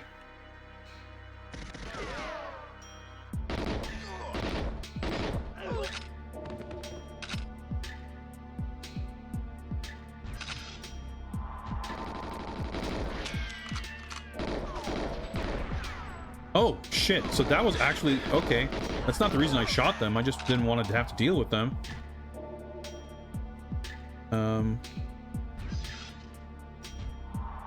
Okay, so what's a... Is this a mainframe? Oh, I picked up the GoldenEye key. Shit. Analyzing the GoldenEye key.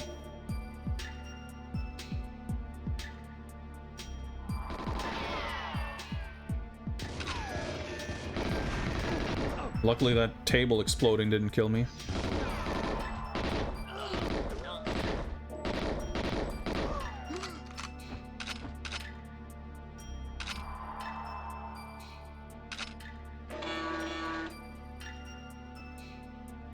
Thinking maybe I need to do something else. I don't even know what... Do I wait for this?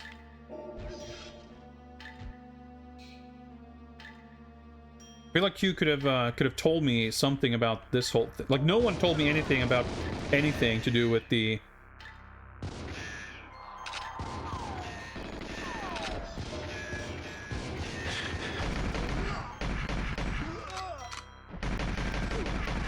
the whole copying the key business.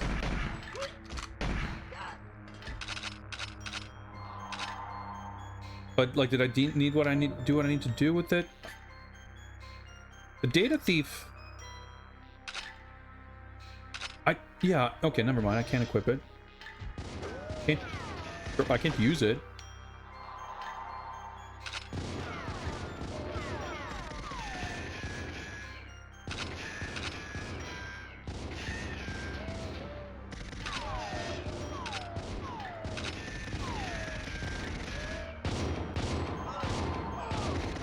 Oh, he's pretty buff.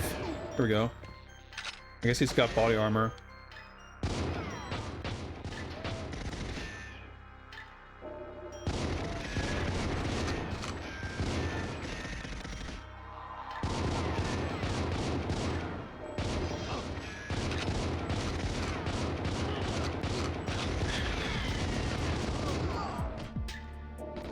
Fucking around over there.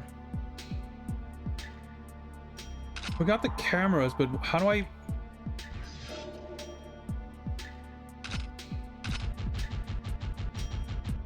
Mashing the trigger, nothing's doing anything. Supposed to, like, talk to Boris? Is he gonna help me with something? Seems unlikely. Oh, never mind, that's what I was supposed to do.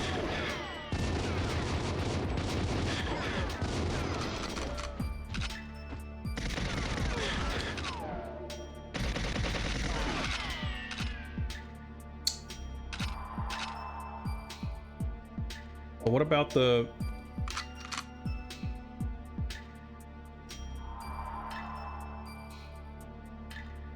Did he take... Is this a mainframe?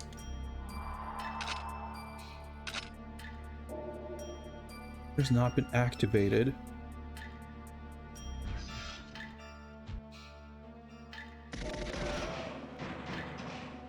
This is literally where we started the level, isn't it? Oh my god, these guys are absurdly buff.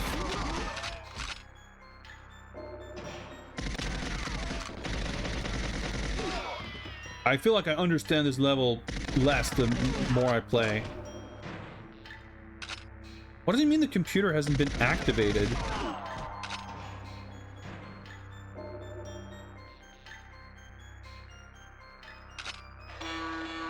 I hold a button? Oh my god, I just have to like press the button. I just have to mash the trigger a little bit. That's how the key analyzer works. Oh, okay, right. The hacking shit isn't even part of this difficulty level. Alright, so we probably... I'm... Wrong button.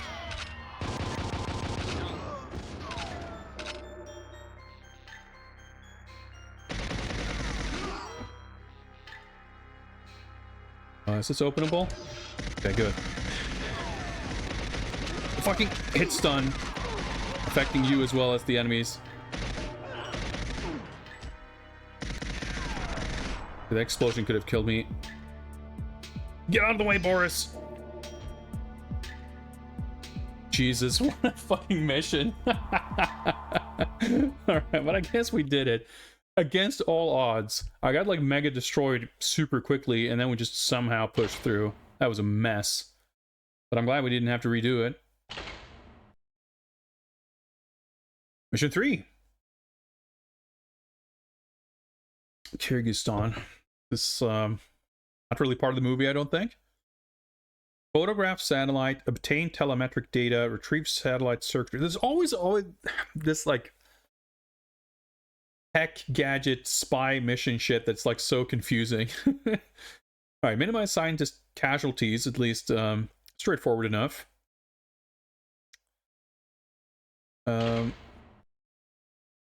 MI6 has become concerned that unscheduled test firings from a missile silo in Kyrgyzstan, which is spelled totally differently now, are being used to cover the launch of GoldenEye weapons satellites. Deep intelligence reports suggest that this operation may well be outside the control of former Soviet powers in the region. Infiltrate the silo and ascertain what is being placed into orbit. If it is the satellites, recover their control circuitry and sabotage the launches. You're authorized to destroy the base if necessary. Matter of international security. Consider the military personnel expendable. Alright, no need to minimize casualties, in other words. A few carefully placed explosive charges will destroy the entire complex. Concentrate on the fuel rooms. Okay, so Q's entire briefing is talking about exploding shit, which I don't have to do. So that's completely irrelevant information. He's not telling me anything about telemetric data or circuitry. I guess that's kind of what M is talking about. And I'm assuming that it will turn out to be the satellites because we have an objective to recover the control circuitry. It's funny, like, because we've been watching these Sean Connery films, whenever I read M, I keep picturing Bernard Lee, and I'm definitely picturing Lois Maxwell's Moneypenny. Which is kind of funny, as it's being like a reverse version of, you know, in the GoldenEye remake and in 007 Legends, we're playing as Daniel Craig in these old films, but now I'm mentally placing like Sean Connery's co-stars into the Pierce Brosnan Bond environment, which is kind of amusing. All right, well, let's try to piece this together. 2 years ago.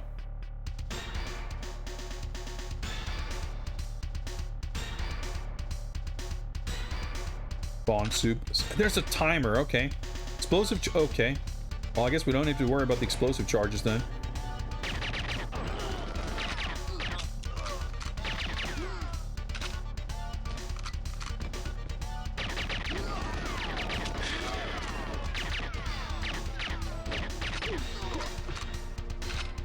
Stealth, I guess, isn't really a factor for that matter. Can I? Okay. Doesn't do anything. Oh, it's just decorative, I guess. Minus casualties.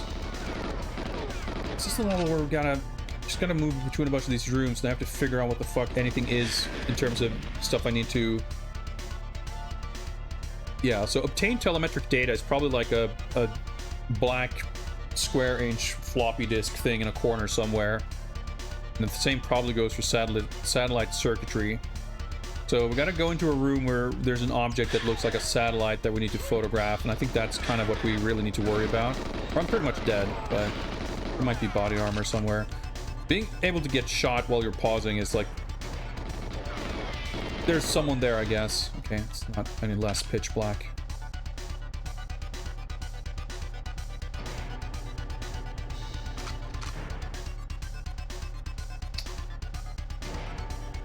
It's like the worst feature in this game that they would have done well to change in this version, I felt like.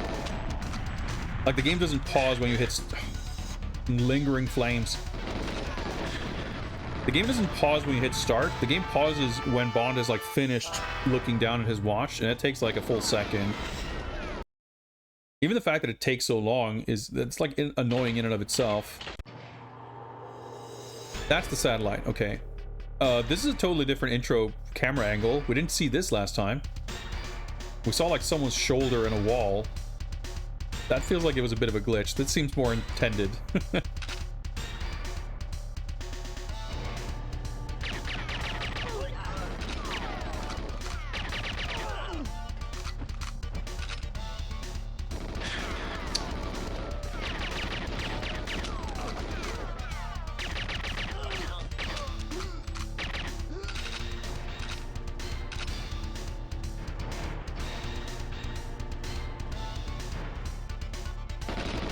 So I'll get shot at in this room sooner or later.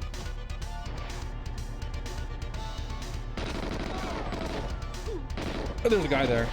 The invisible man.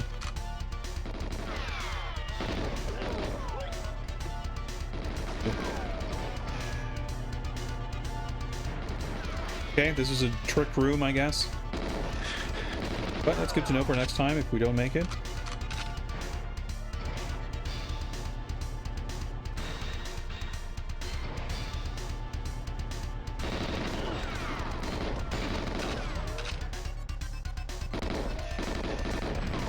I guess Q's briefing about which rooms are important to blow up or whatever, they might be irrelevant on every difficulty level if that's just like the narrative preamble to what's already happened before the mission even starts. The explosives have been planted. Who knows?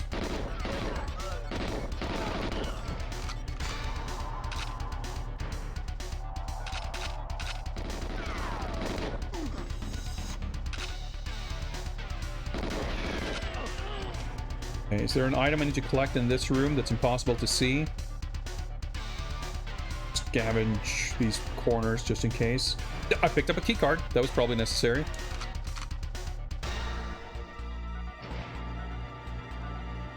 I kind of recall this level, but I thought it was much later in the game. I guess it makes sense that it's here though. The left room going to be the trick room here too? I guess so. Yep. Trick room. Maybe I have to do something in these rooms on 00 Agent. Like photograph the rockets or something.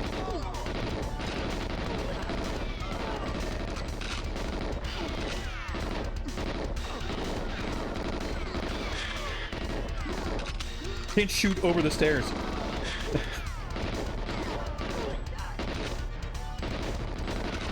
And hit anyone because their bodies keep blocking the bullets.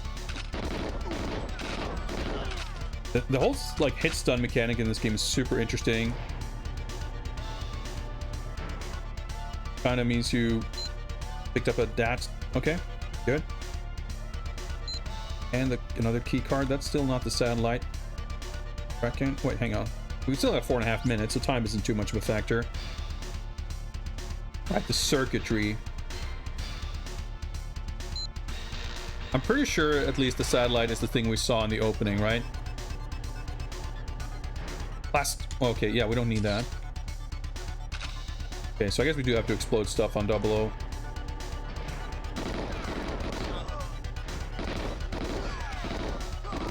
I'm gonna bravely assume that the left is just a trick room.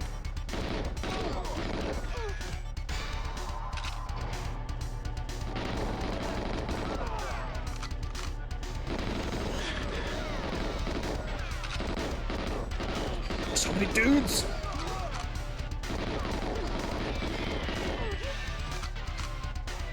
So much can go wrong in this level. I mean, I think most levels are pretty troublesome in this game. Few trouble-free levels. Whoops. Alright, minimize doesn't mean 0, I guess.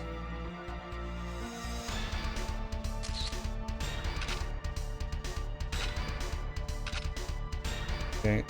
Oh, armor. Not a lot of it, but more than nothing. This means we could...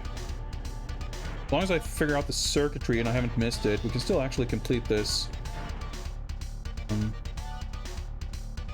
Unless it's something I, like, get from the satellite or something. Keep moving for now and see.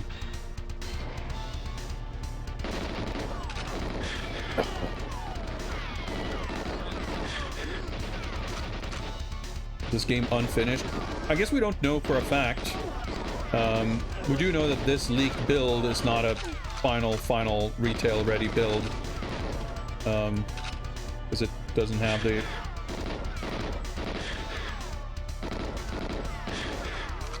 Do I shoot him, or is he gonna run away? Or... Like, it doesn't have multiplayer and achievements and stuff.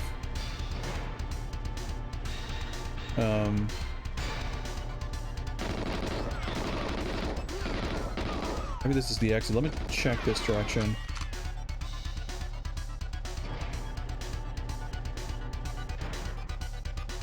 Nope. Whoa! Hang on. Yeah, I probably don't want to leap down there.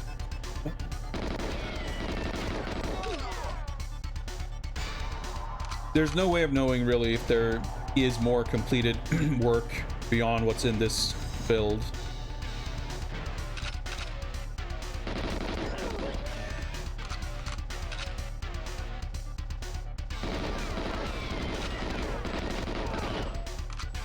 What circuitry shit even looked like? This is probably stuff you need to bother with in 00. I'm stuck!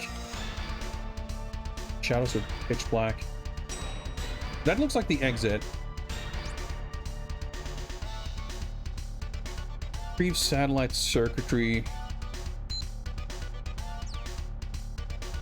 I was like almost dead, so I figured I wasn't gonna clear it on this attempt anyway.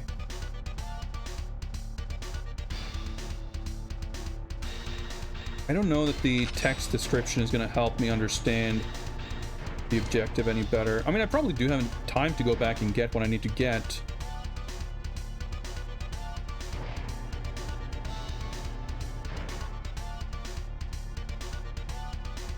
Is it here? Like, this is the satellite. Is it an item in this room, or do I get it from inside satellite? Guess not.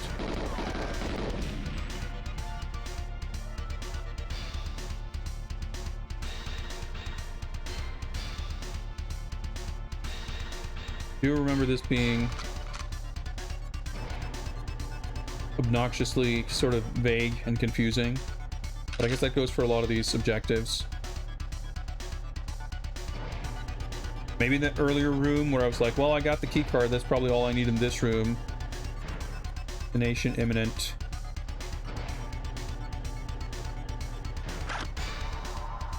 There's armor in one of the trick rooms. Now, it's impossible for me to recall which one.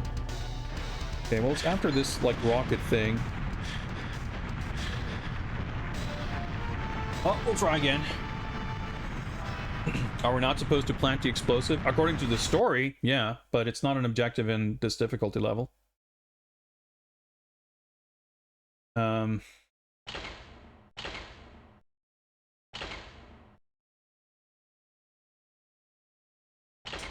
What did it say? Yeah, recover their control circuitry.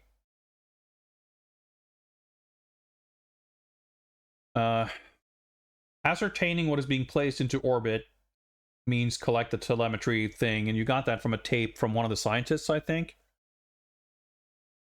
He like gets spooked and drops it. I picked up some key cards along the way, and I guess you just need those to progress further into the level. Yeah, this is the wrong camera angle again.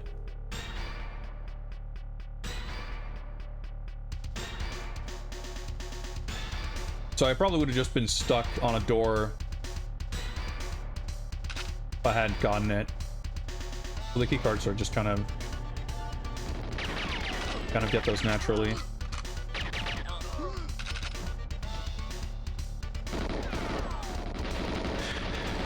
What a fucking great start.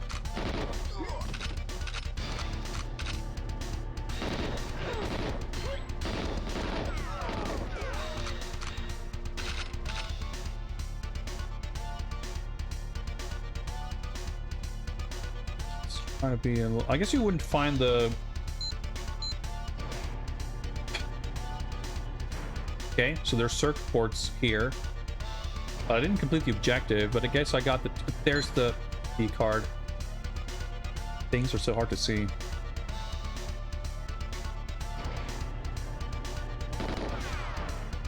Okay, there's usually an invisible guy there, but...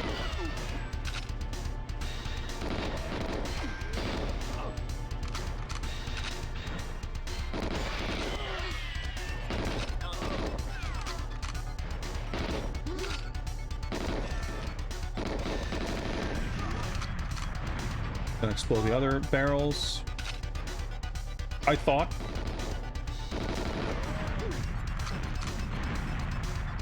Lingering fire. One of these guys got hurt by... And I've got like half a block of health left. This is the rocket looking thing. No, it's not even that room. Okay. Okay, there's a circuit board. I may well have collected some circuit boards last time without even noticing it. Because I did not notice them being in neither the first room nor this one. Of course, the game doesn't give me any kind of progress indicator for how many I have collected or how many I have left, but... Oh, there's the key card, looks like. Yeah. If I'm lucky, I may survive long enough to get armor.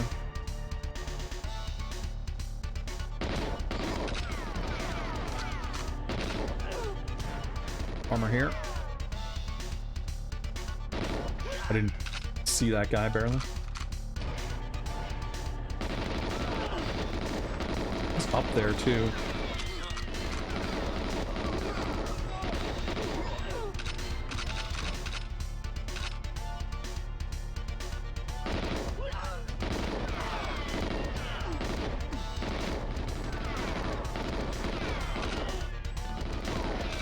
Oh my god, fucking human shield.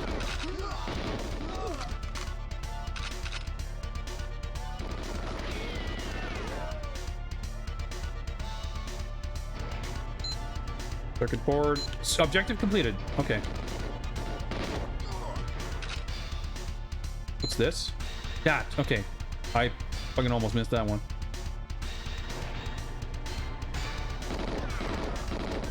Auto aim, please. Pretty sure the armor's on my left here. Doors, please.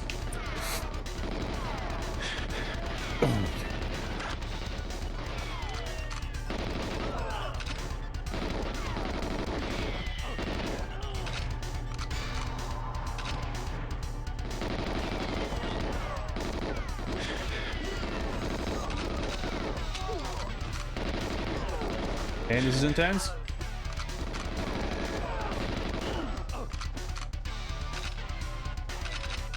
It would be infuriating if reloading was not super fast.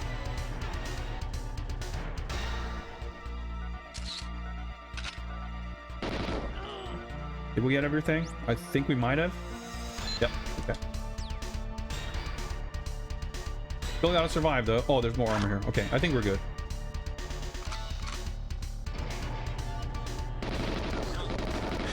Or a mob is gonna maybe be a bit of a nuisance here.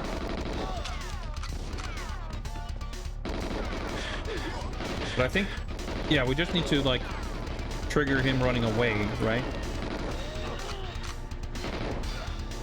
Let's see.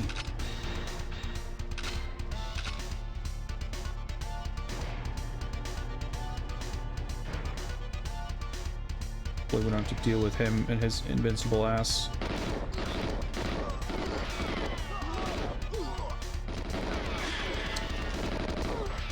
The way your hitbox extends past like corners and whatnot can be a little disconcerting.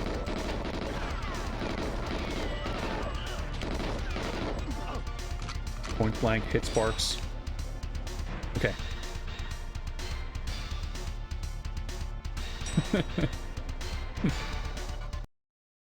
Ah, okay, we did it. Actually making quite smooth progress here.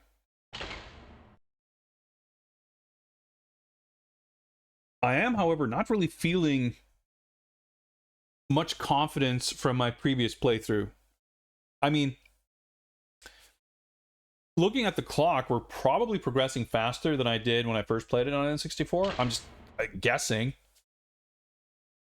But in terms of like remembering stuff, like I recognize levels as we get to them and go through them, but I don't really like, I don't feel like I'm any less confused about the objectives than I were the last time. So I'm a little worried that like as we get further, things are gonna keep progressing at a pretty slow rate. Or start, I guess, progressing at a slow rate. The fact that we've at least been able to get this far, how many levels in are we? So we did 6 levels. Okay, so I think it goes like down here or something, because I think the last 2 are like the bonus levels. I mean, we're kind of a rough third of the way through in like an hour and a half. That's pretty damn good. But progress will not continue to be this smooth, I'm pretty sure. I mean, I'm sure I'm also, like, in the spreadsheet, GoldenEye was like 20 hours or something like that. A lot of that was like the last few levels, I'm sure. But I would reckon a good chunk of it was also just talking, you know, analysis, talking about the game. And it makes sense that I'm spending less time on that this time, because we're not really seeing much new. I can't help myself, you know, from reiterating a lot of stuff that we talked about last time. And of course, I'm having further reflections on having my second time through and how that affects the experience. And so far, my feeling is that I'm a little surprised to feel that I'm mostly having the same frustrations, or at least it feels similar to the way I remember it feeling. But it could very well be that the higher frame rate, the I guess sort of smoother, faster controls is making a much bigger difference than I'm acknowledging, that I'm realizing. Like, I can click the button to crouch at any time. It's hard to say for sure how much of a difference that actually makes on the aiming and everything, but the fact that I can do it means that I do it. Like, it feels simpler and smoother to control, but you know, I get shot and I lose half the health very quickly. So it's hard to gauge, I guess, how much of an impact that kind of stuff has. All right, boat stage. We have to disarm 2 different bombs, which means we have to like explore the level and also to find the hostages. Tracking bug, we just toss the thing on the helicopter, which I think you can do from like a distance. That's like the speed strats, but we're going to be bumbling our way around figuring out the map anyway, so we'll probably end up there. And you don't want to chuck it somewhere and miss, which I guess is going to like ruin the objective. So we'll see. The whole hostage stuff is always like a little bit anxiety inducing, because they can be I guess like if you enter the room and the guy with the hostage notices you, there's sort of a timer before they execute the hostage. I think that's how that works. There's some, as usual, sort of vaguely opaque mechanics with how that stuff works that are partially intuitive, partially not so much. But once you like kill the person holding them hostage, they'll run on a set route to find the exit of the level. And I think rescuing the hostage means that every hostage has to be freed and run away to their sort of exit point. Which you don't need to escort them. They'll do it on their own, but you just need to A, set them on their way to start running towards the exit, and also have to wait for them to reach that point. Like if you exit the level before they've all reached the exit, you will fail. But I don't think that's likely to happen.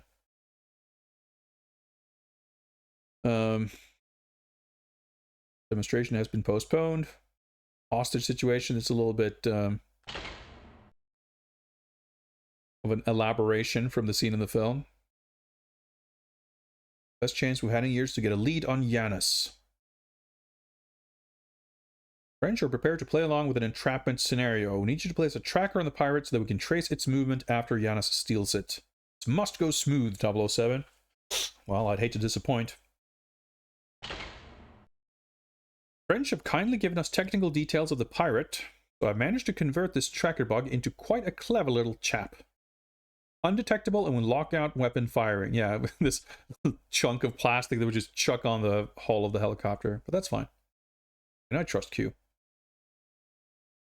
Yanis is also threatening to blow up the ship. They are most likely to have placed explosives on the bridge and in the engine room. Take care, 007, and be certain to use the bomb diffuser correctly.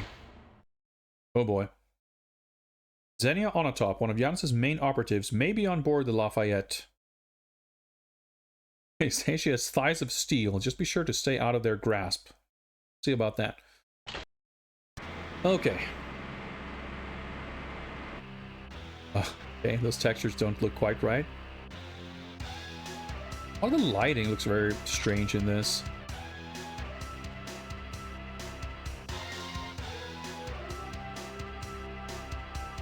Alright. Go up to like a bridge, I believe. There's a hostage there. No timer for the bombs or anything for now. That's good, at least.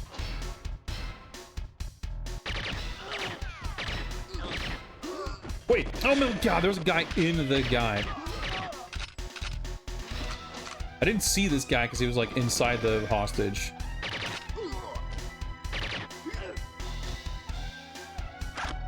Armor here.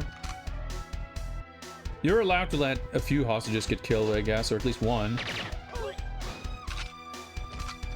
So whether we fail or not, we can at least do some research here. This should, I guess, take us towards the other end of the ship where the chopper is.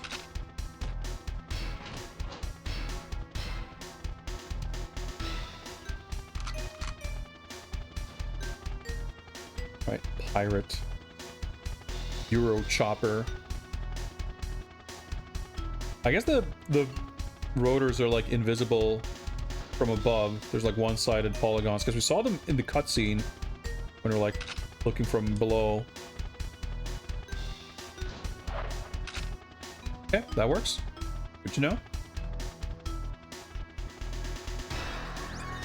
Hostages and the two bombs. Okay. Wait. Bridge bomb. Was I not on the bridge? Maybe I should go back there and look.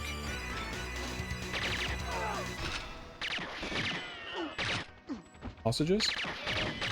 Yep, I guess there was a hostage in here. I probably, like, even if I had paid attention, this was probably the worst door to enter this room from in terms of protecting the hostages, or the hostage.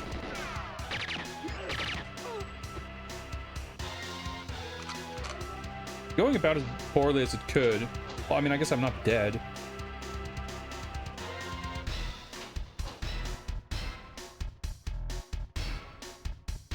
There's something here that looks like a bomb.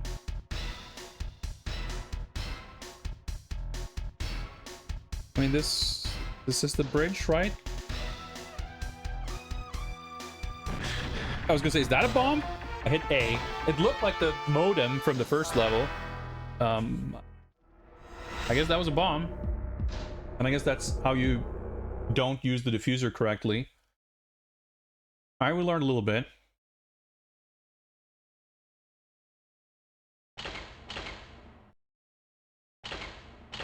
All right. Whatever, let's try again. Different camera angle for this intro.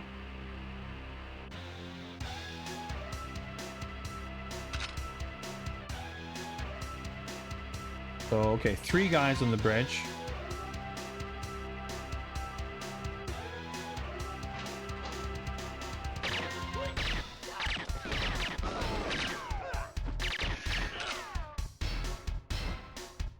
Alright, that guy didn't get killed.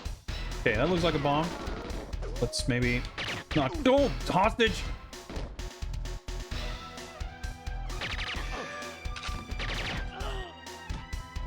A little annoying.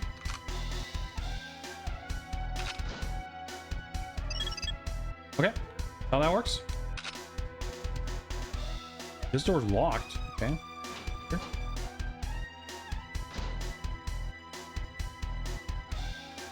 This is not a good direction to... I think I want to go from this side to get that hostage room. Little berets being like protective gear is so funny. Wait, was it here? No, but...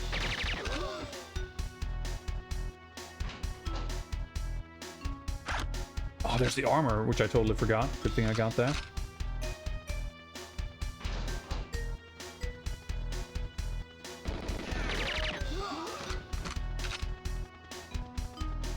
In here.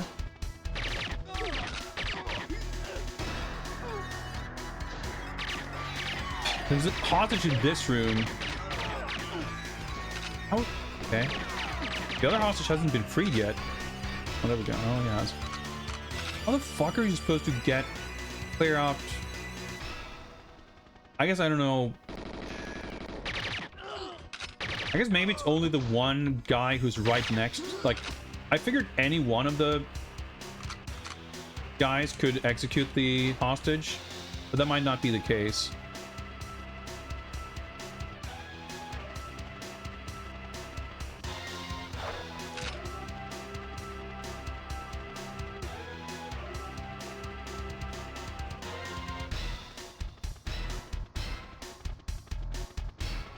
I think so.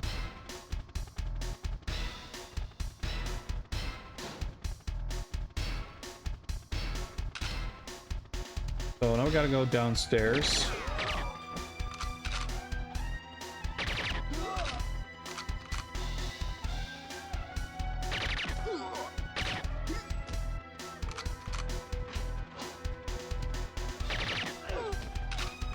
I'm not sure I want to go fully down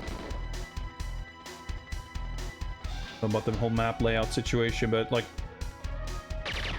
there could be a hostage somewhere on this level. Now I can't even like find my... I'm just walking in circles. I'm trying to find my way back out. They went through here. Pretty sure there is a hostage in the engine room.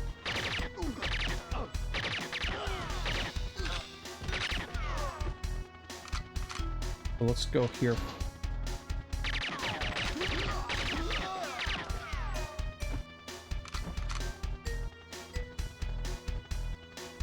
So there's, I guess there's just a little timer to kill, like once you've taken out the guards, holding them hostage, they'll just stand there. It's when the dead body fades out. I see. I'm not gonna run after, yeah, see there's enemies there, but I don't want to start a shootout before the hostage has safely left the premises.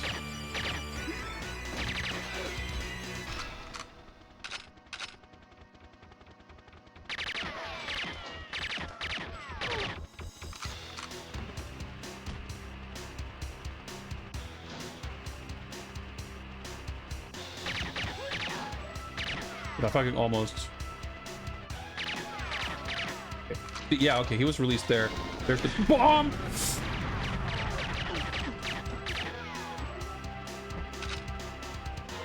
I guess this thing... Yeah, some explosion killed the hostage.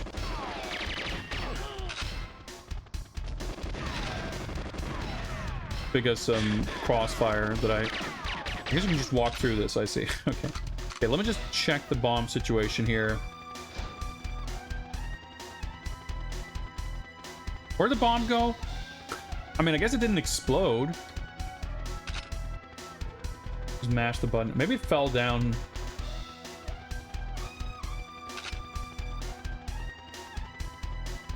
I mean, we failed the mission, so it doesn't matter, but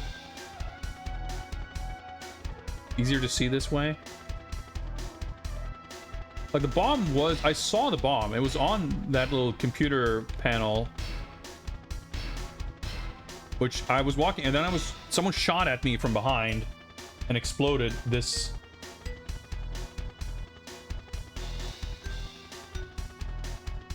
Actually, it might have failed the objective. Yeah. Okay, so it already failed the... I see. I didn't even realize. Okay, well, that explains that.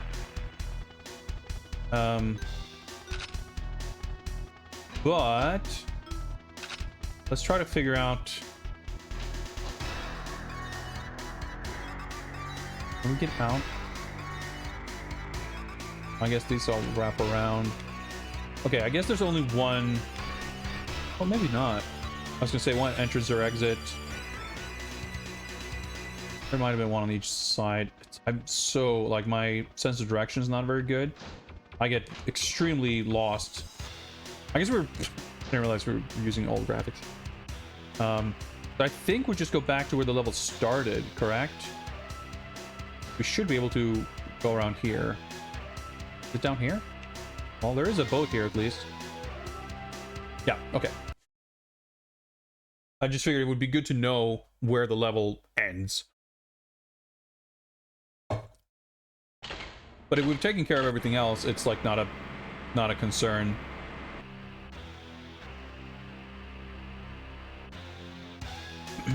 Yeah, the audio is like the one thing that's... well, I shouldn't say the one thing, but the audio is essentially completely untouched.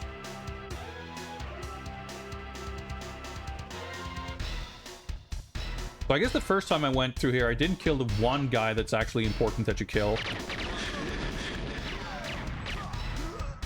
It says hostage executed, but I reckon it's...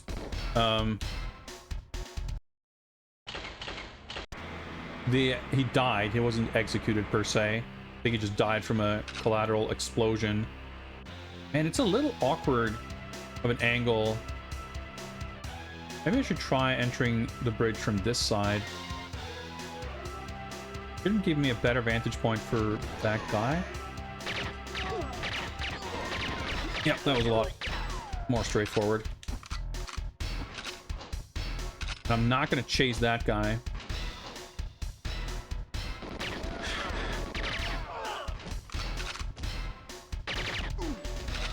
Got this armor.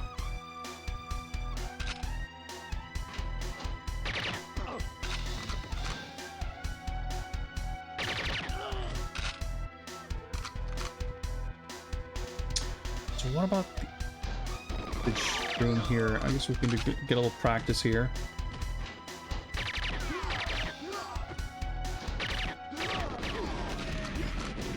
Oh, okay. Oh, I don't think the hostages are gonna... Maybe they survived that? I forgot the bridge bomb. So... okay.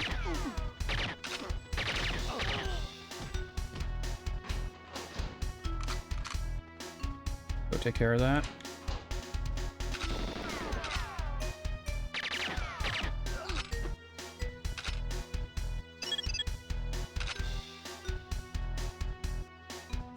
Okay, we're doing a lot better so far.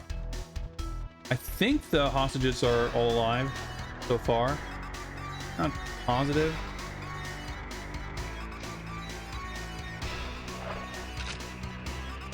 I might miss there. But it means that technically we might be in a position where the rest of the hostages could die and we might still be okay. Obviously, I'm not going to deliberately get them killed. But we have a little more room for error than we had last time, at least.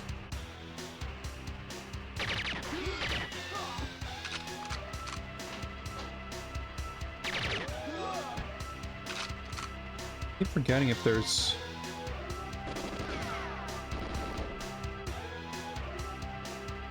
hostage I forget about.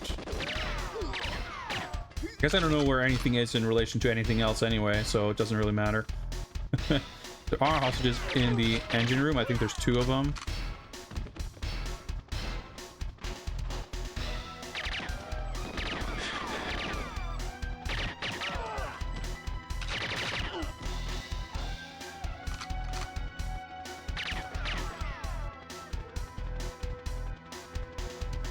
Aim that.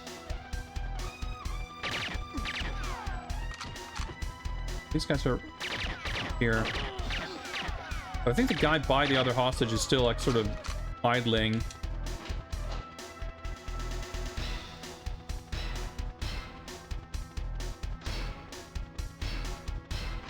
Pathways are so convoluted. I'm fucking traversing 4D space. Oh, I didn't make it. There is a doorway there, but I don't know how to make my way to him. Trying to see if I can like snipe him. Gonna have to get up close and personal.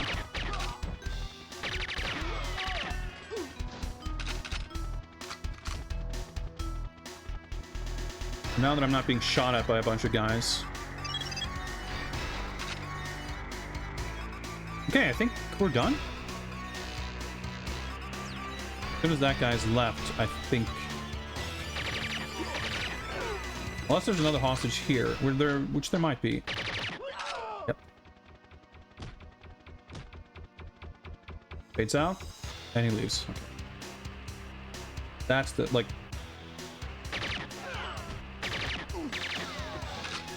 I missed this guy. Like, I don't know how to tell any of these rooms apart.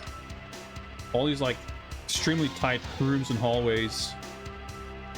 I thought we were done with hostages, and there were, like, 2 more. Means we are probably done now? Oh, flash of... Yeah, okay, that's a hostage running away. I guess I can follow them to find my way outside. But he's not the last guy. There's one more after him. Gotta find my way back to my own boat. Okay, that was the last one. That should be this way.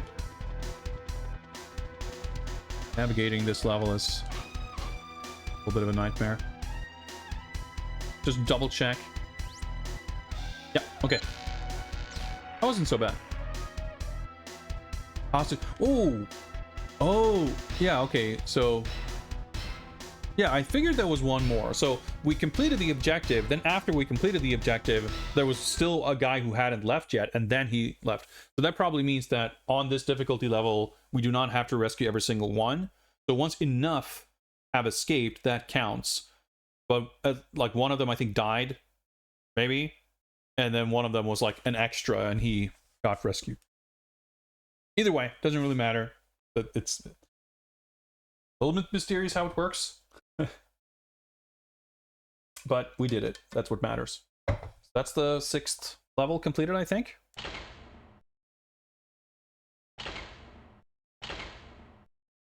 Seventh. Back to Severnaya. So this is like the same level layout as the last time we went to surface, but it's like a different time of day. And maybe this is the one where there's a bunch of annoying stealth shit. I forget. Let's see here. The pirate helicopter was tracked to Severnaya, where Keyhole 1 E-Lint satellite recorded a brief firefight. After the pirate left, the same satellite observed a troop helicopter being made ready at a Spetsnaz camp 200 miles due south. The only way that we can get you there quickly is to drop you from a spy plane, and the Soviet Special Forces will be there before you. You should remember this place, 007. We need any evidence of Janis's presence there, and fast. Disable the troop helicopter so that nothing can be removed from the scene, and destroy their surveillance cameras. Had to be an inside job, Bond. Find out who their contact was. The macabre way to do it would be to use their casualty list. Of course, You'd have to know who was there first. All right, M gave us like 4 objectives. Right, I've altered a standard mine to take a 10-second fuse. There's only one, so don't play around with it. That should take care of their helicopter. Thank you for once who get a straightforward explanation of how to do something. As a covert op, so I fitted a silencer to your pistol. Satisfied? No? Well, tough. That's all you're getting. What's up, Father Axekeeper? Okay, so now I have to go back and try to remember the objectives again. Break communications link to bunker. The whole casualty list, that's irrelevant. Throw a mine on the helicopter. And break communications link, whatever that means. Gain entry, I'm assuming, is just walk into the exit trigger. But it could mean something to do with finding some kind of key to a lock of sorts. When we saw that intro cutscene last time, I thought there was some kind of glitch of his head clipping through his hoodie. Well, not hoodie, but hood.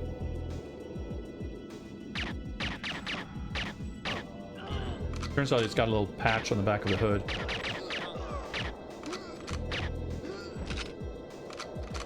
So everyone's running at me, but I guess it's like still a stealth mission. There's no like alarm. I guess the helicopter would be on the helipad. I was about to say out loud, where do I find the helicopter? But if this is the same level, there's a helipad off to my right.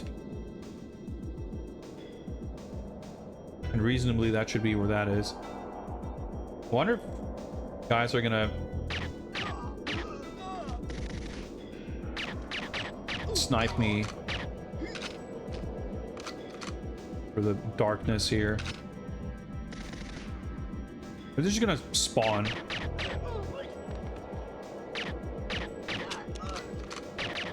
Everywhere. This should be the path to the helipad anyway. Like on the far right.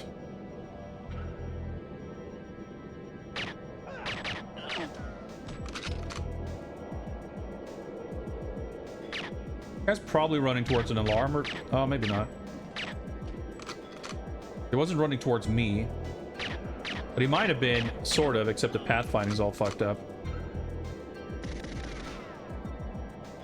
Oh, I guess he just spawned there.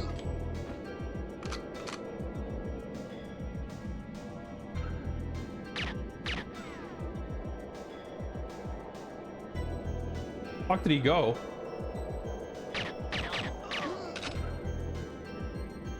Full cabin. Break communications. Whoa!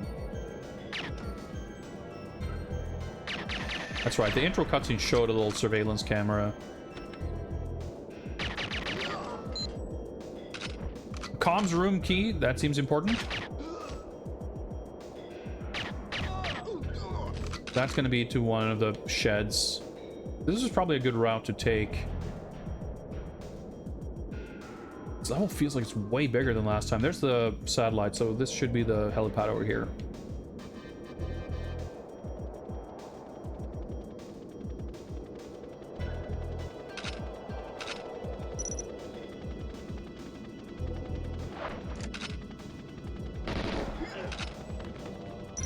You can get the little timer on the HUD. That's kind of cool.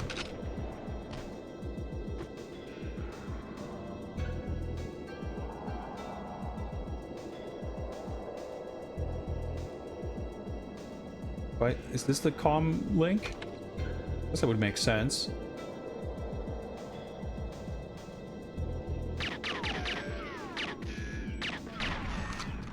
I feel like as awkward as this kind of manual aiming thing is, it's still probably a little less awkward than it was on N64. Still turned off since last time, I guess.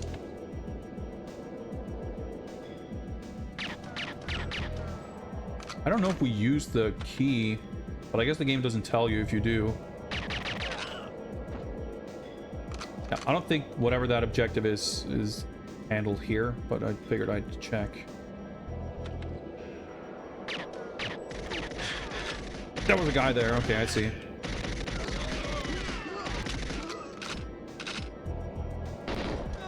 Not allowed to dual wield scorpions on this stage for whatever reason, I guess. It seems like a prime armor placement, but not.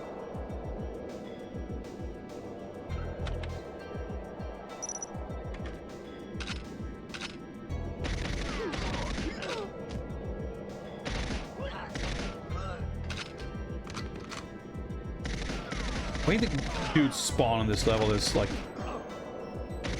bizarre.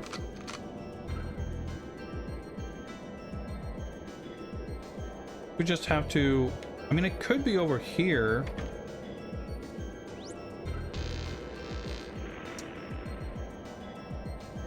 I don't know if gaining entry to bunker is done through the same way as last time. But I was gonna say, I think we basically just have to like find all these little sheds.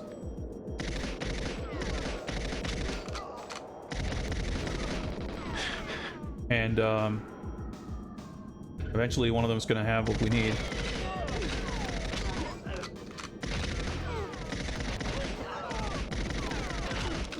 This gun is so shit. The stopping power is like completely garbage.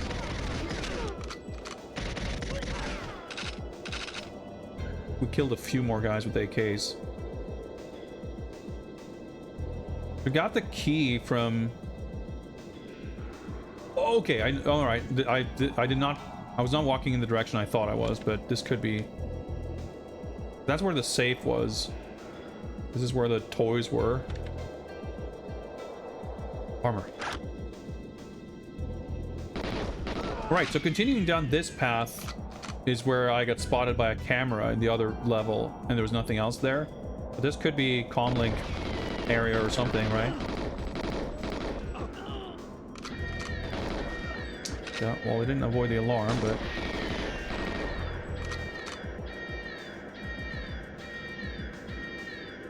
I wasn't expecting to avoid the alarm. And ultimately, I don't know if it had mattered, because enemies are continually respawning throughout the entire level, regardless. I don't know.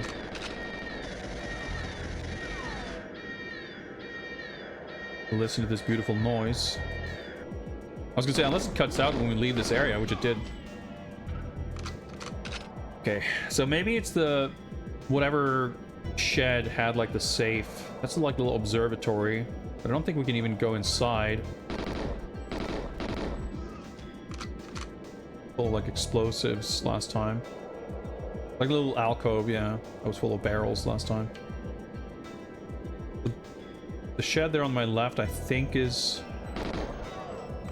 maybe where I got the key. So we just have to try all these sheds. The problem is... it's going to be quite tough for me to know which ones I've checked and which ones I haven't. Because everything looks the same. I think the one on sort of the far right, where I got the key.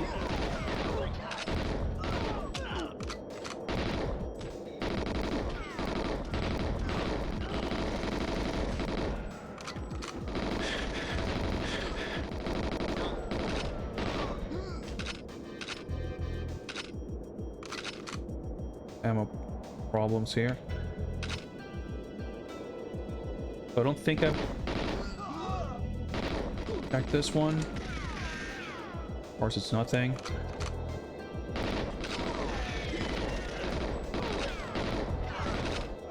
The one that's locked that you have to gain access to in the first level, it's like, you know, it's completely inconspicuous. It doesn't look any different from the other ones.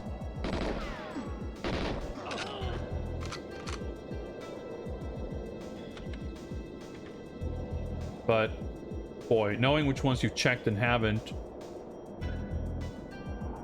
I think I'm just sort of retracing my steps here. I think I'm basically walking towards the helicopter now. Yeah, there's the fence.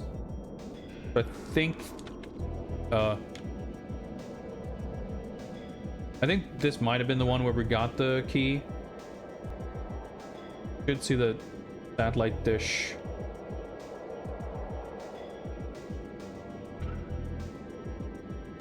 Yeah.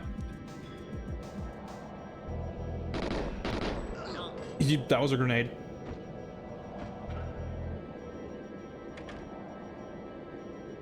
long fuse. Yeah, I'll just outrun him, I guess. Enemy AI behavior is a little peculiar. It's hard to know if they're gonna eventually just catch up and gang up on you.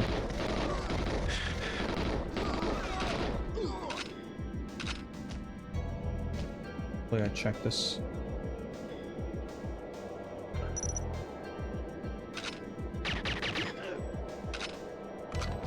This is leading back to the beginning of the level, but is this the actual I think it is.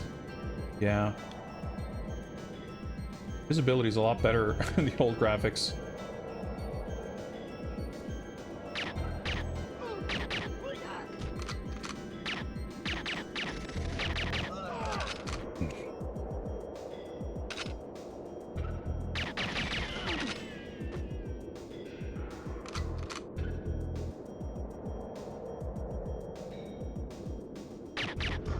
Could there be a building right next to the helipad?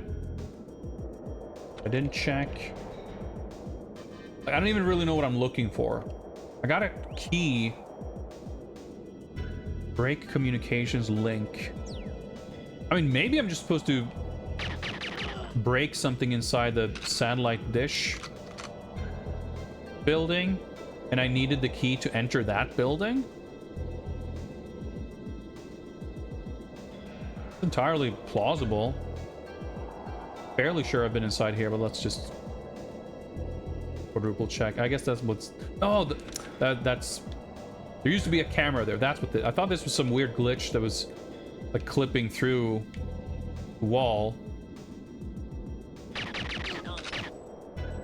But it was a camera mount. That means that I've broken a camera there, which means I almost certainly have checked out the innards of that building. So let's assume, let's guess that maybe getting the key let me go inside this building, and maybe I can do this now, or I mean I can't. Yeah. That was what I was supposed to do. Okay.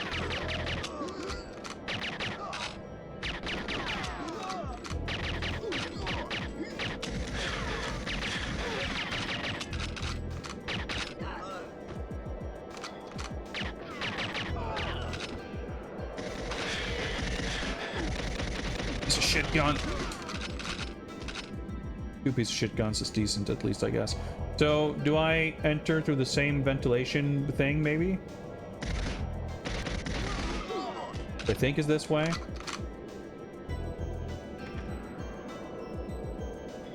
They didn't plug this up after last time. They left the ladder here and everything.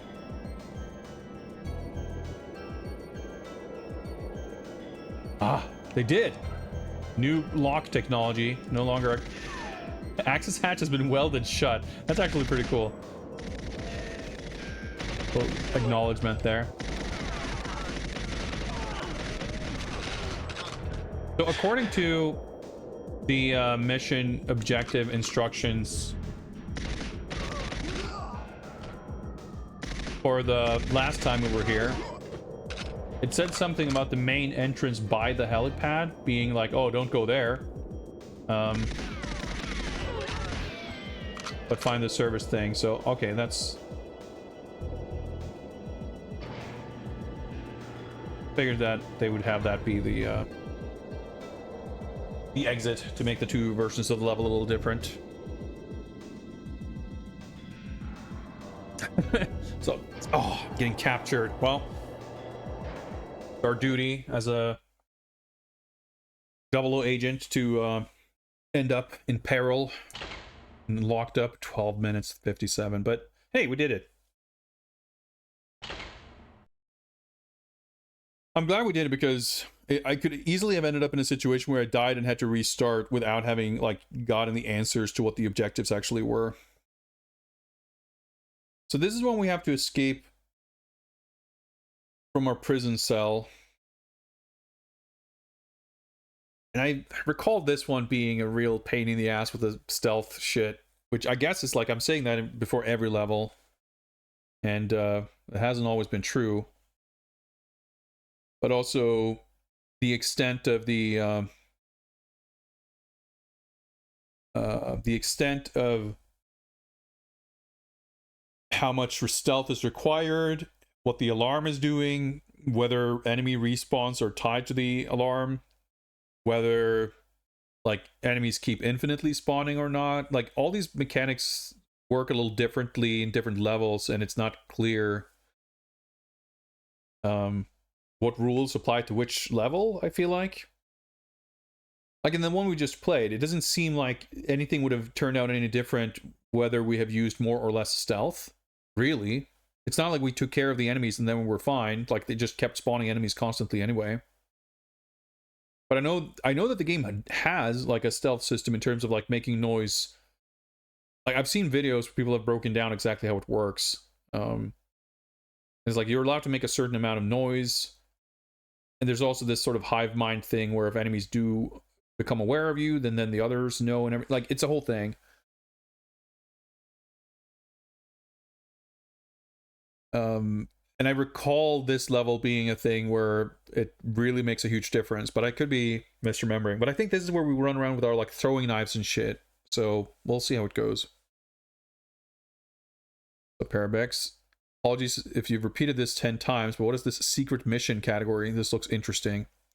So Games Bond is the journey of playing every, well, with some definition, every James Bond video game. You can find the full spreadsheet there that lists all the games. So the list of games had 50 missions, 50 games to play, and then we've done some bonus games that weren't part of the main lineup. Some of them were board games or sort of interactive CD-ROMs that weren't exactly video games. We play the Tiger Electronics GoldenEye handheld and stuff like that, but also some like non-licensed, non-official games. And this is the last one in that category because it was not ever released. So it's an unreleased game, which means that it doesn't quite fit into the main list of games. So the secret missions are a series of kind of bonus extra games. So it has nothing to do with this.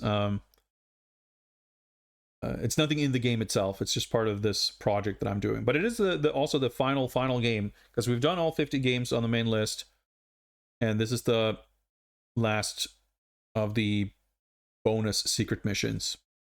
And in January, when we're done with this game and we've finished watching all the movies and everything, we'll do the proper final send-off of Games Bond in January at some point. Exact dates to be announced.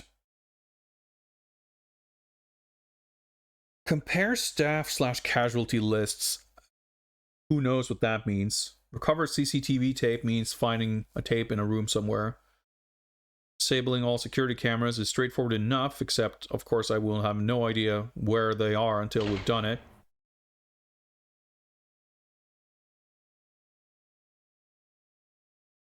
But the level, again, is kind of a repeat of the previous bunker level. More or less, anyway. You might try to find your equipment again when you escape from the cell. Oh, it took me a long time to get all... Yeah. I like that we get the full briefing and communication from everyone, including Moneypenny, while we're in, you know, in custody. Yeah, there's these like patrolling guards. Dark.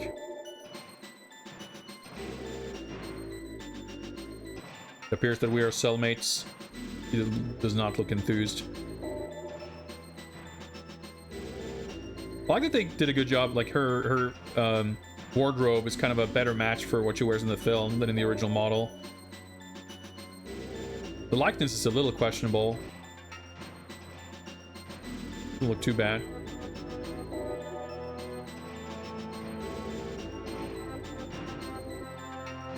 So we've got unarmed, watch magnet attract, 5 rounds of ammunition.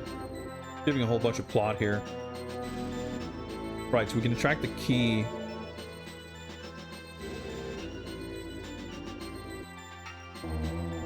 And oh, there we go.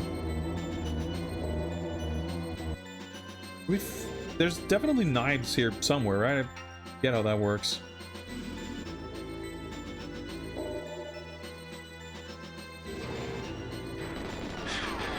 Oh my god! Oh, I can't catch up. I'm getting knocked back.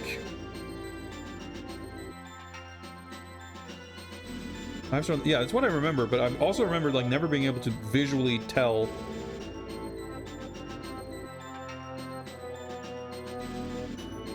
that there are knives here somewhere. Oh, I guess I guess I watch it. There we go. A throwing knife. I didn't remember that at all. Do I like let her out? Have her run around and ruin everything? I guess so. Oh, okay, so you do get 6 knives for just grabbing the one knife. I see.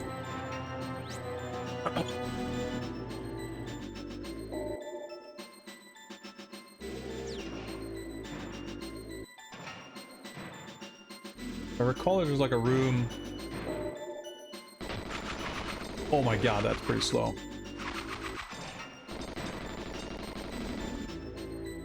Recollect that. His aim's not that great. There we go. Auto aiming. Oh.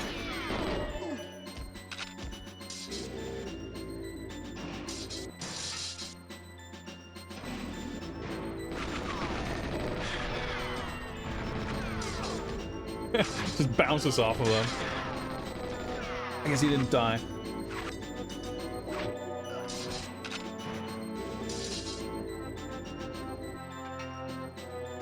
It's locked. The tape's in the safe, I guess. That thing? Do I have to like... Wait, what did I... What? I got a key.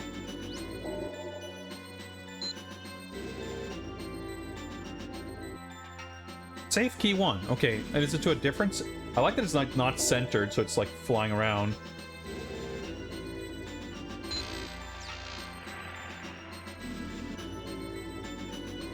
Safe's locked. Okay, it's for a different safe then, I guess. Yeah, the alarm is like essentially inevitable, but putting it off for as long as you can seems like a good idea. Wait, yeah, hang on. Does that safe has our stuff in it, right? Because we don't have the...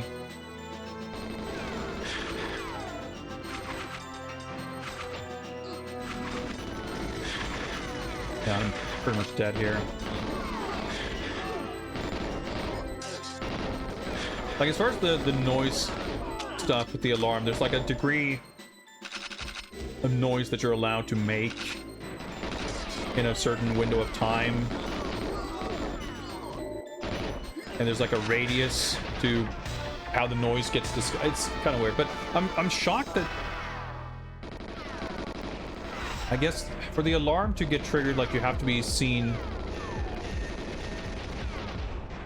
Well, I was gonna say, for the alarm to trigger, you have to be seen by a camera, or a guy has to press the alarm button. But now we're getting into that territory of, like, you saw how many guys were there, and I think that had to do with the, like, getting discovered thing. Like, it's... Like, the noise will spawn enemies on its own.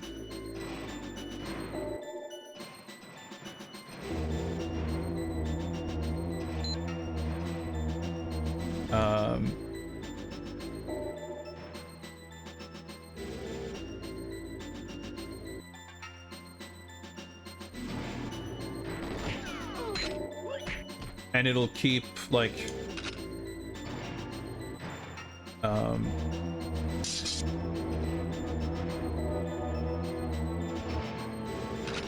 What am I trying to say? Like, even if the alarm doesn't go off, you use a loud gun, and it'll spawn enemies, and they show up, and you shoot those guys, and that'll spawn a new wave of guys, and, like, you know, you end up in this impossible to get out of loop.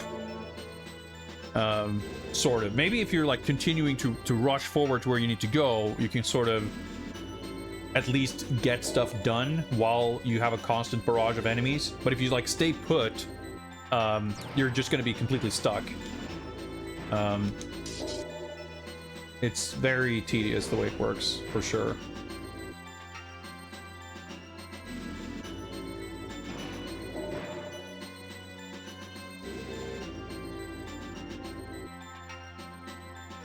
That guy just was not out here in the hallway.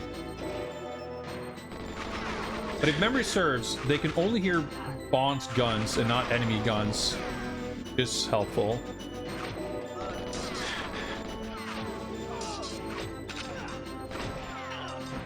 I believe that's how it works. Sure.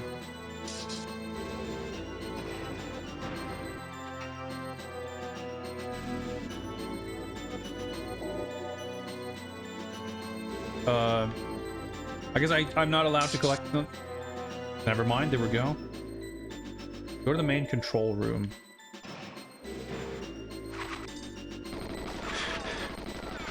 Dude, the fucking knives are so fucking hard to use.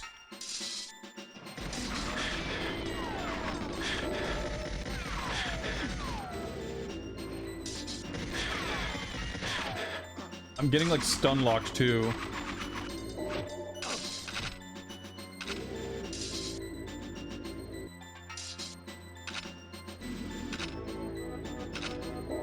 So the thing is, you are allowed to like shoot once. I think you have to like sort of like the sound discovery mechanics make like no logical sense basically.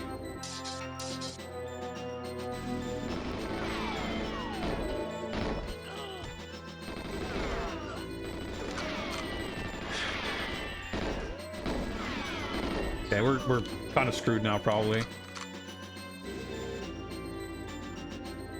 I could not tell you anything about the knives' intended or actual functionality. So what ended up happening, I remember when I got to the library level, we might, by the way, have reached the point where we switched to agent. I remember when I played on N64, what happened was on the library level, I just straight up went unarmed. And that, like, I went just full judo chops through the entire level. And it was like the more effective way of dealing with everything, basically.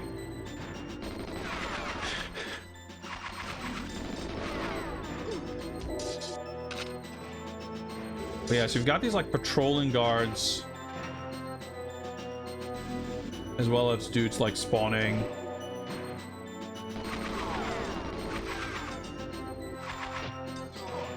I mean, in fairness, I guess I wouldn't consider throwing knives to be like a specialty of Bond's, but a bit stupid. I guess you can still sort of, well, not stun lock, but they're still hit stun with the melee. But you get knocked about so much by being shot. Like, aiming is awkward. It's quite difficult. The knives are louder than guns? Yeah, who the fuck knows? Mechanics of this game are extremely mysterious. I don't think you make noise by moving, at least.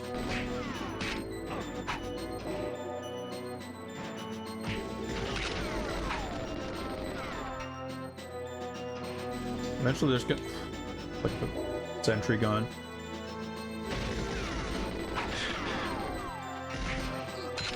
Like, even your melee attack is really slow. I got a key card. I'm gonna check. It does lead to this. Okay. Another key card. The camera.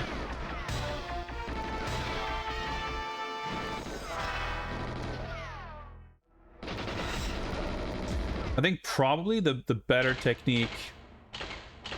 It's so annoying to, like, the start of the level is so annoying. Like, having to redo this stuff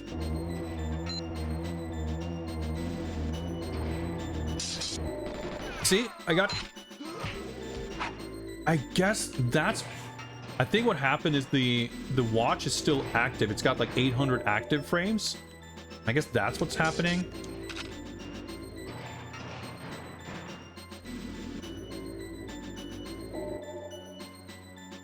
Like, that's how I grab the knives.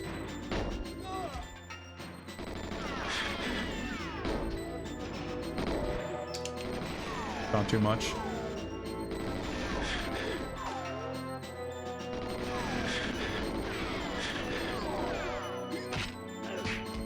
But there's like some kind of timer to it.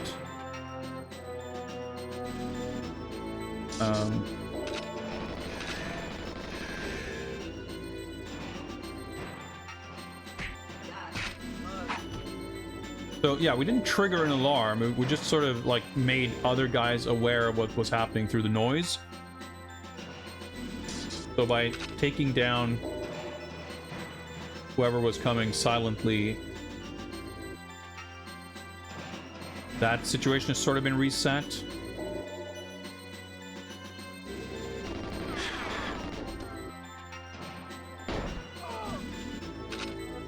Trying to do that quickly is like pretty impossible.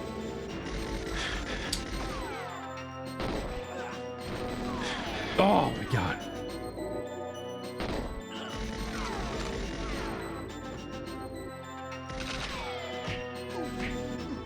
So whenever you get hit once, you obviously take chunky damage, but you also, you can't, you're in hit stun, you can't shoot.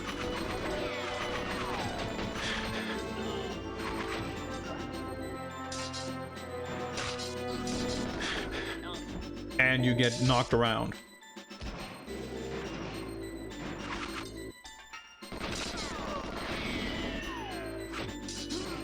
The knife has like super long startup too.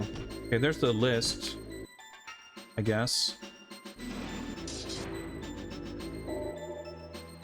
Stop comment.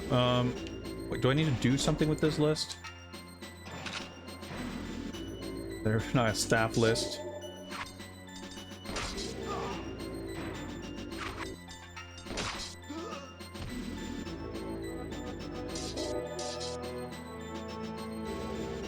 Quality animation right there.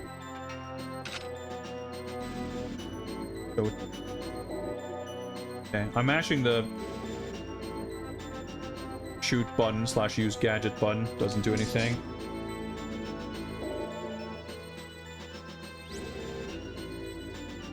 Okay, I found a staff list, so I also need to find the casualty list. I see. I found somewhere I got a key or like, I don't know. I may possibly have the ability to open that safe now. Guess I don't know. Camera there. I leaned into the knife.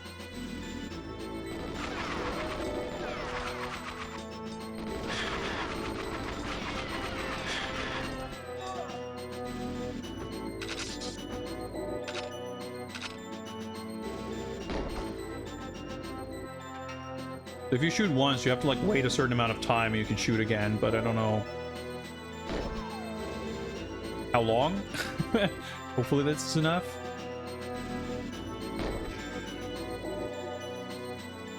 Pretty sturdy camera. Holy shit.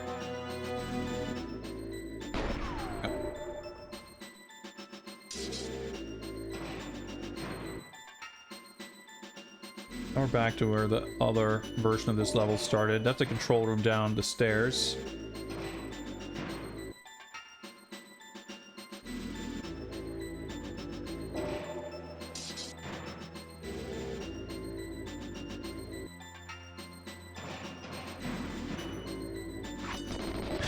Oh my god, I didn't realize I was that low on health. So, like, but you can instantly tell the difference, right? Like, when there aren't 100 guys spawning constantly, like, things are a lot quieter. Now, is there something in this room? We're trying to use this... Oh, was it just a knife? I'm using the instant replay. That looked like an item on the table.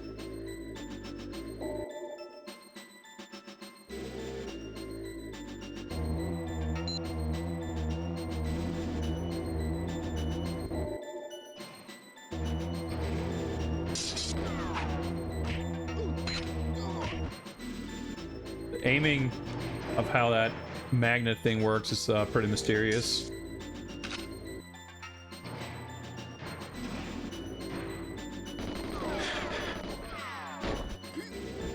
I was gonna say, I think there's a patrolling guy here that you can take out, because I remember planning out the start of this level by like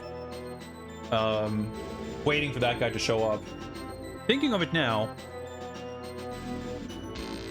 what can, there's a I was gonna say, maybe it's a better idea to skip this room on the right at the beginning here.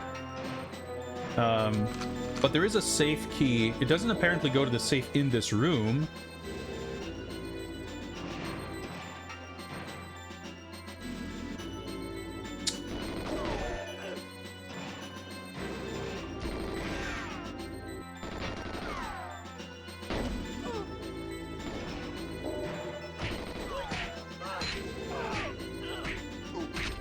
Okay, that actually worked out.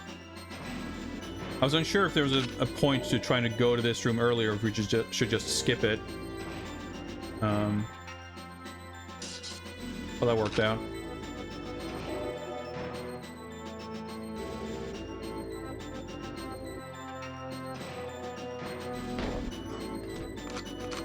Luckily, he was doing a little bit of a dance there, so it gave us time to aim and shoot.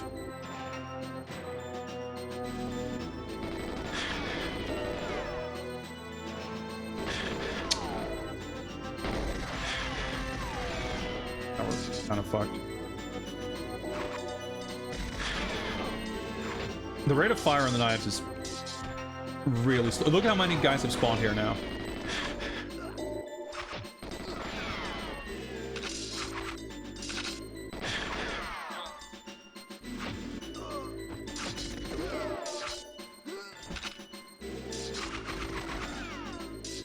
Really fight this guy from over here. Hopefully she's invincible. Actually, can I use that in my advantage?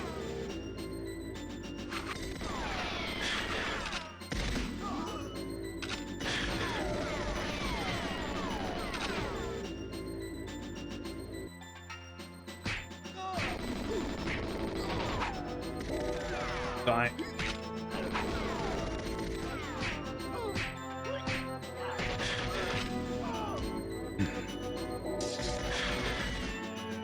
Much pushback. Card.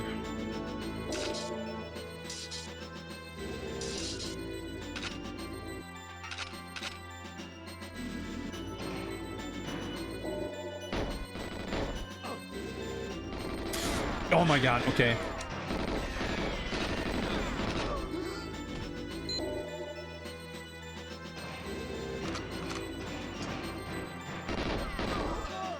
Of course, the other option is just not giving a shit about attempting stealth. I don't know, for all I know, maybe how the level's intended to be played. We'll give that a go. I think the thing is, like, you need to make sure that you at least have an AK with a bit of ammo. Otherwise, it gets really awkward.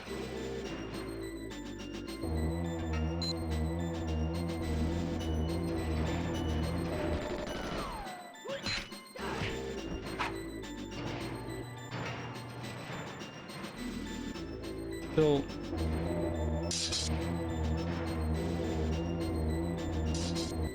see if we can use the knives to our advantage here.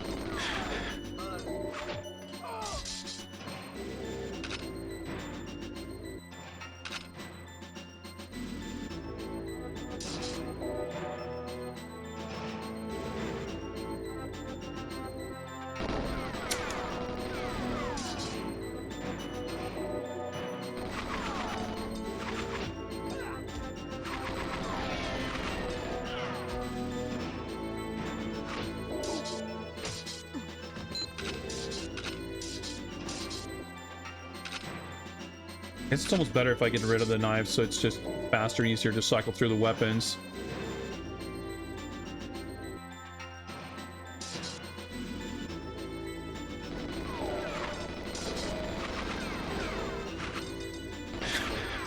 Fucking naked gun skit.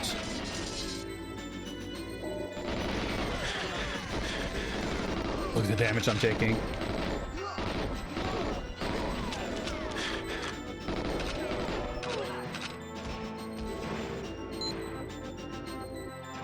There's gotta be armor somewhere. I reckon.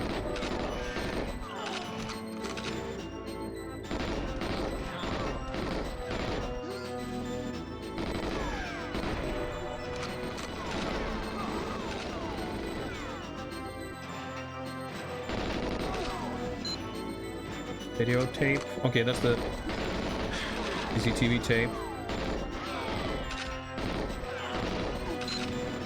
Got the key card. Something. Oh, okay. I don't know what that room is. Oh my god.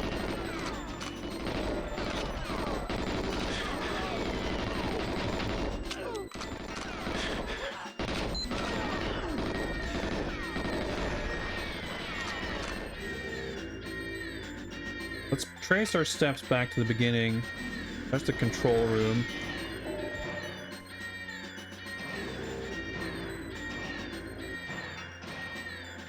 There's the tape room.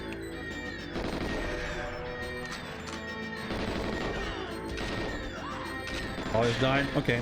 It's fine. I'm not obviously clearing it this attempt, but let's... I just want to see if whatever we did over there got us what we needed for the safe. Nope. Okay. Whatever opens the safe is still out of our grasp.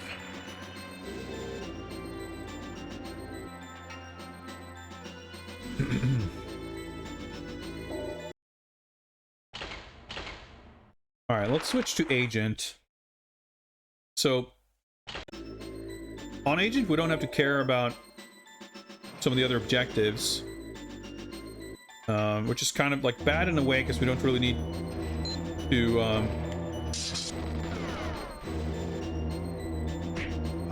we don't need to / get to practice those objectives.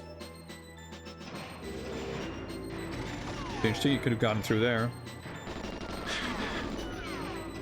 But our survivability as we just explore the level is going to be significantly improved. I'll drop the key card there.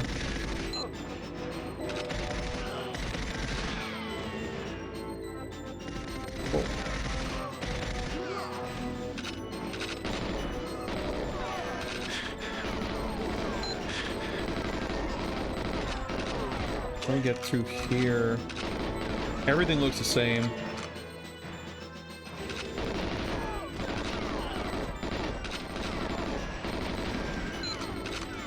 So there is armor here, but armor drops are not the same across difficulty.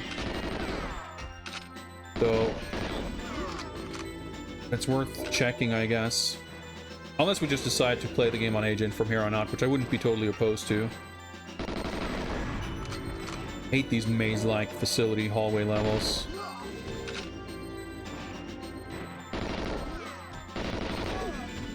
Tape. This should lead to the control room.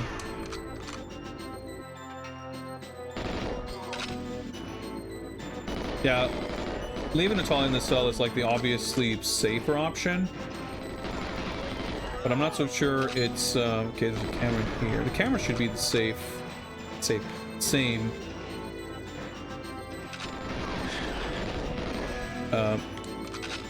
But I figured I'd bring her along just because, like, saving time and the general, like, confusion of finding our way back to the cell. Especially if enemies, like, continue to spawn.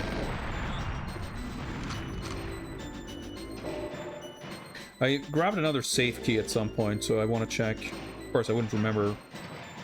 Yeah. Red dossier. So this is probably mandatory on 00, I suspect. I guess we might as well use this, because this should help us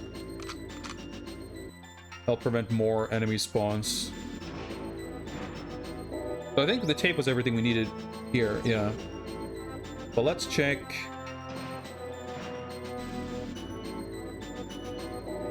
I guess there's an exit here, so maybe this is just where we exit, but...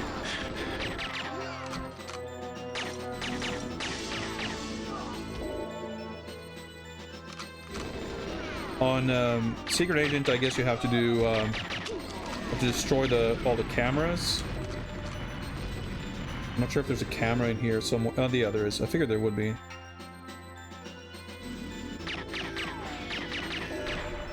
But since destroying cameras is not an objective... Oh, okay, you bring her here. Oh, well, I guess we're leaving.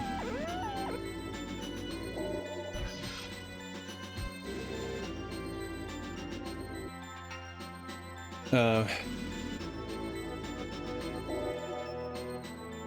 you definitely don't want to go here before you've taken out all the other cameras.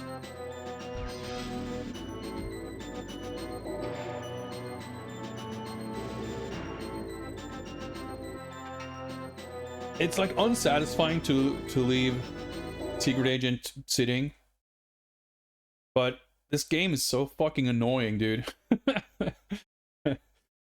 That I'm definitely strongly tempted to just keep going on Agent for a smoother, more enjoyable experience. There's some kind of MGS VR missions. No. James Bond on Her Majesty's Secret Service movie authentic GoldenEye top secret mission. Well, we'll see. This is actually a good place to break here. I'm getting really, really hungry. I didn't really have a proper lunch today, and it's almost 6 p.m. And I've streamed for almost 5 hours. So what we'll do next time, I reckon, is ponder briefly, or until next time, I guess, whether we want to continue on 00 Agent, try to clear bunker on 00 Agent. The thing is, the experience we just had is likely going to be the experience of every level. So unless we want to clear every level twice from here on out, I think we're better off just switching to Agent. We've already cleared the original game, every level on 00 Agent, or Secret Agent, so I don't feel like I've got anything to prove. And we've also, like, the purpose of playing this version is kind of more to see how it's different, and that really mostly boils down to the graphics.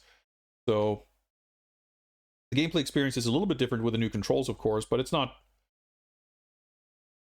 different enough, and it's not an improvement enough to the experience that I'm going to be like that compelled to force myself to go through a more like harrowing experience than necessary playing through everything on Secret Agent. So I think highly likely we will swap to Agent, and we'll see. We actually made a lot more progress in 2 to 3 hours than I was expecting, just relative to my previous playthrough. I don't know about the exact level count, but I guess this is roughly half the game. And if we account for switching to Agent difficulty level, with, you know, less combat opposition and simpler missions, there's a decent shot that we can actually maintain decent pace. I don't remember how many streams it took to beat the game on N64, but I reckon it was probably like 5 or 6. 2 seems optimistic for this time around, but 3 seems doable. We'll see. We'll see. I may return to stream tomorrow in case there's a bunch of Game Awards news that's going to be fun and interesting to discuss. Otherwise, I'm not sure. Schedule continues to be a bit random. We are, however, watching Diamonds Are Forever on Discord tomorrow night. So if you're interested in joining us for Sean Connery's last appearance in our current watch along series, whatever, feel free to click that link and check out my Discord server. But this will be it for me tonight. I feel like I need to urgently wrap this up, as I am increasingly losing my ability to form proper sentences. I'm losing my ability to speak. I really need to eat food. So we'll wrap it there. Goaty is streaming. He's been away for a little bit, and I think he's still in the middle of Pyramid Magic, whichever part of that he was on currently. Third game or something like that. Always a good time. So we'll go raid him, and I'll see you guys back here whenever I return. Maybe tomorrow, maybe Saturday, maybe some other day. Who knows? In any case, thank you very much for hanging out. Until we see each other again, take care, and I'll see you guys in the future. Peace.